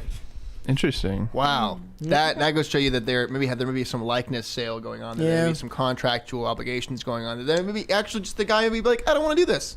Simple as that. I just 30 think years ago since they were on top. So I think it's a simple answer whether you like it or not. The brand is too valuable to move on from. Yeah, for people that are not necessarily the band or people who created the band. People brought up earlier that they were a band that created it from different like a label created. No one band. talks about Fort Minor. I don't really think that. Nobody that's talks a thing. about Fort Minor. No one does talk about Fort Minor. All right, the DJ Foy says, did anyone give a crap about Queen after Freddie? No. And Corey Anderson says, wrong. Pension was phased out several years ago. I was grandfathered in. The kids get a 401k now. Damn. Wow. Lucky him. All right. All right, guys, before we go, I want to say thank you to each and every one of you for taking the time to watch us today. It means the world to us. And I want to thank you guys for tuning in and helping out today. So, Kellen, first, let everyone know where they can find you. You guys can follow me at KellenPDL. I basically only use X nowadays. I will say thank you, Brett. I know you like when Mary's not here, we kind of have these open-ended discussions and more like evergreen topics, which I enjoy because the conversation go in 1,000 different ways. I apologize to the fans if they're not, if they're used to just reading the news or hearing the news, but I like these conversations because they can go in a bunch of different ways. Absolutely, man. Thank you. Sarah. Thanks for having me back. Follow Casper Coffee on Twitter and /X at Casper Coffee. I got back into my X account if you want to follow me at Lady Sells Coffee. From now on, it's just going to be a United Hate account, so feel free to follow me there. Nice. You can also follow us on Instagram. We're going to be posting more at Casper_coffee. Perfect. Serge. You got to get your monetization going. Yeah, if you guys want to help me out in my life, help me get monetized on Twitter so I can become a true clout demon. I have another another tip for you. Okay. But other than that, I mean, I am on Bandcamp. Check out. I got music coming out soon. It's Groove Inc. World at .bandcamp.com, I think. But yeah, love you guys. Thanks. Perfect. All right, I got a couple more super chats here to read before we go off the air. Nice. Red Snow says the girl is aight, I guess. JK, love y'all. They're kidding. They're kidding. And one more from Left-Handed Link Gaming. Shadow is too cool for the power of friendship. Well, we'll have to wait and see when the movie comes out. All right, guys, before we go, please, again, hit the like button on this video. Subscribe to this channel if you have not done so already. We may or may not have, I don't have the numbers right in front of me, past 135,000 subscribers. 134. Is it still, so we're still... 135. Did we? Yeah. Okay, I think perfect. so. So, guys, thank you so much for that. It really is awesome. So, thank you. And if you want to follow me, I am on Instagram and on Twix at Brett Dasovic on both of those platforms. Go to Instagram for skating. Go to Twitter for talking about movies and television while the world seems to collapse around us. That's what I do. We got one more super chat here from Pat the Plumber. He says, never apologize, Kellen. You're right. You're right. I should practice what I preach. And Shane H. Wilder says, Serge is the greatest American hero. Aww. That is so false. Word up. All right. We are on Instagram at popculture_show, Facebook and not TikTok at Pop Culture Crisis. We were banned on TikTok. And on we are on Twitter at popculture_show and Instagram at Pop Culture Crisis Pod. We're also on Spotify. All this, just go check us out on Spotify. We're on there. We'll be back with another episode tomorrow. Mary will be back on Wednesday. Thank you again all so much for joining us today. See you tomorrow. Bye, everyone. Bye.